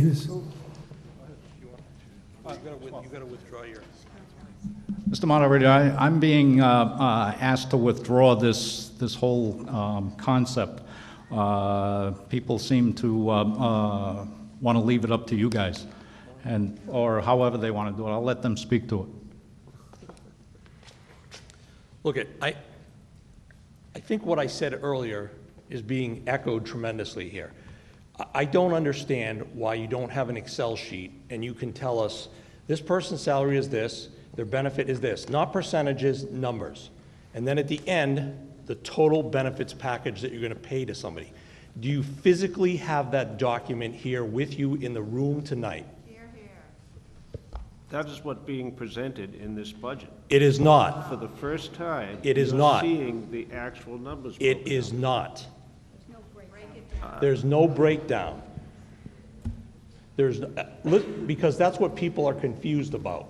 They may not be against it, it's just not here, and you do not appear to be able to answer the question. And I'd like to give you the opportunity to answer the question because it's easy for us to be in the cheap seats and throw things up there, okay? So I would like to move the meeting and give you an opportunity to have on a slide a spreadsheet that goes across and says this is the person's base salary, this is their benefits that they may be entitled to, and this is the end number to what's there. And I think that's what people are looking for. And this goes back to what I said earlier about an administrative plan. There's a lot of questions that, frankly, it's just a lot of soft shoe about here. I know you probably have the answer, and it's unfair because you're not equipped tonight to tell us the answer. And I guess I'd like to give you the opportunity to tell us the answer. Thank you. As I stated before, if you take the example of the first engineer, the base pay was $87 and $3. After the benefits, it's $99,183. Where does it come from? It came out of contractual benefits, but there's other items that increased in the contractual benefit line. That's why you see a net increase.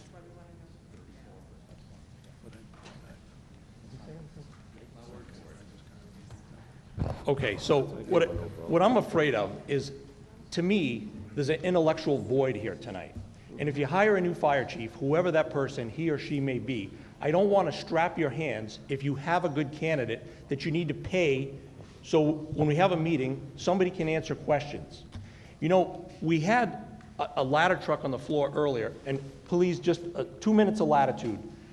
And we asked a question up there why we need it. Well, there are reasons why you need it. There's ISO ratings, which affects all our insurance ratings that go up here, whether you do or do not have a ladder truck. And borrowing one from somebody else, yes, although that sounds novel and a good idea, creates other problems within the town of Wareham, in the business districts, and with our homeowners insurance. And the fact that nobody up there could tell us how that affects you, and nobody could speak to it, just goes back to my continual point about an administrative void.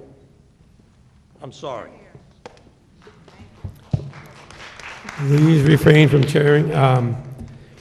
We still have an amendment on the floor here. If you discuss the amendment, sir, on the right. Jeff Burrows, precinct. I'm sorry. Go ahead. Go ahead. Yes. I had a question, a general question about all of what I'm seeing here. Earlier tonight, when we were talking about the tower ladder, we talked about the amount of money that was appropriated last year or the year last year for a rescue truck that's no longer being used or not going to be approved and voted on. I think we were told that that number was in our line item budget here, and I don't see it. I'm wondering if somebody could point that out. Well, that's not part of the discussion of this amendment right now, so. I understand that. I'm I'm bringing it up as a point of information because it wasn't. We are discussing right now we're discussing the first assistant chief's salary, and we'll get to that other item when it comes up. I respect that. Thank you. Okay, we're sidetracked enough here. Yes, sir, on the left. Jeff Burrows, precinct 6. Can I make a suggestion? If you go to the, if we go to the level of details, like breaking out every salary and 5%, 9%, and all that, go back to last year's and flip it the way you're talking about doing it this year, and compare that. Then you have a comparison between the two. I don't know if anybody understands that, what I'm saying or not, but you're saying you're flipping between contractual and above and not. Go back to the prior years and prepare it the way you prepared this year's, and then you've got apples and apples. Thank you. Any other discussion? Mr. Moderator, I'd just say, in light of the discussion and the time, I think I'd withdraw the motion and let you guys go back and do your jobs. Okay, the amendment's been withdrawn. Lump sum, but that seems to be what you like. Yes, sir. Oh, I'm sorry. You have to wait up and get up to the microphone so I can hear you, sir.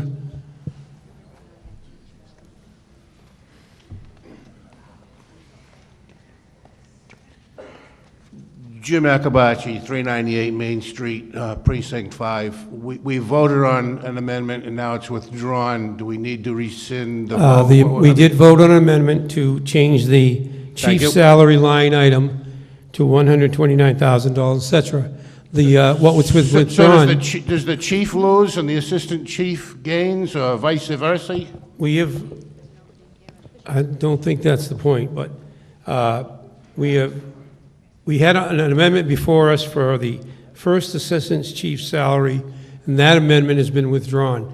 At this point, the amendment to reduce the line item amount for the chief's salary has been voted on and is in place at this point. Yes, sir. Point of order, exactly right, Mr. Moderator. The change to the chief's salary failed, so that the change to the chief's No, it didn't salary... fail. The amendment was passed. The amendment was passed 93 to 57. So the line item amount was changed. It was reduced to 129. I got yes 43, no 57. To affirm to vote in the affirmative for the amendment. No, the negative. No? No, sir. Sorry.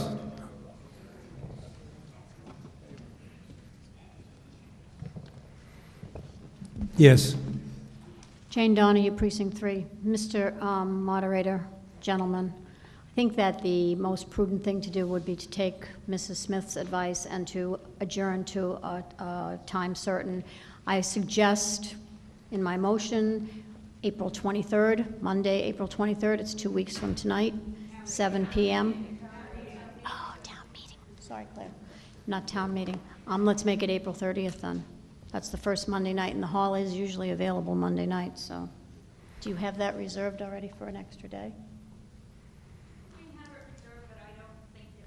We'll need it.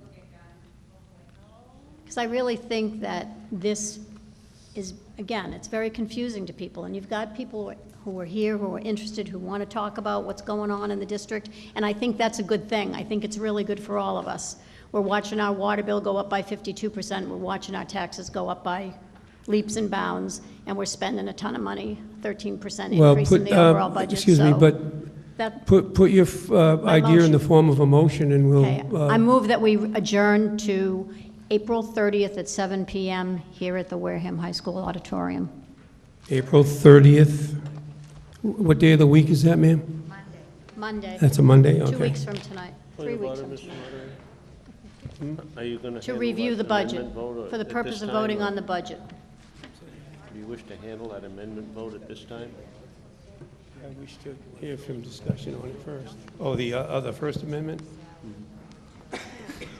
Yeah, there is a suggestion that we revisit the amendment that was made to the chief's salary initially. That amendment did pass, and if we could revisit that amendment in light of the fact that we will examine the entire budget in its entirety, rather than to, cherry pick that one item out. If we could, if someone would make a motion to rescind that vote and put So it back moved. in the original. Second. All right, So we have a moved. motion and a second to rescind the amendment that was originally made on the chief's salary and return the line item budget to the amount of $136,250.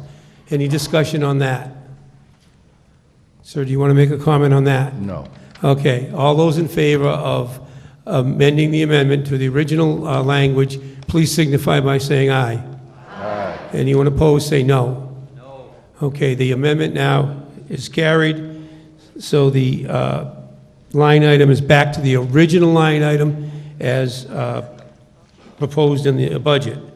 Now, the next item on hand here is the motion made to adjourn the meeting until April 30th. Point of order. Yes, sir, hang on. At 7 p.m., at which time we will take up the remaining two articles, which are the budget items. Yes, sir, point of order. Point of order, that was exactly the question I had. Right now, we're only talking with Article 22, which is the fire department. Are we including the postponement to include the water? We will include all subsequent articles, sir. Okay, thank you. The motion's been made and it's been seconded.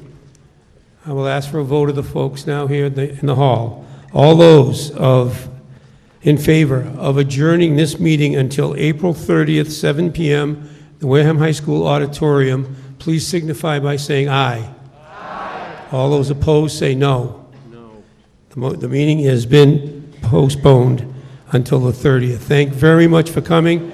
Thank you for your attention, and I appreciate everything that everyone had to say. Thank you.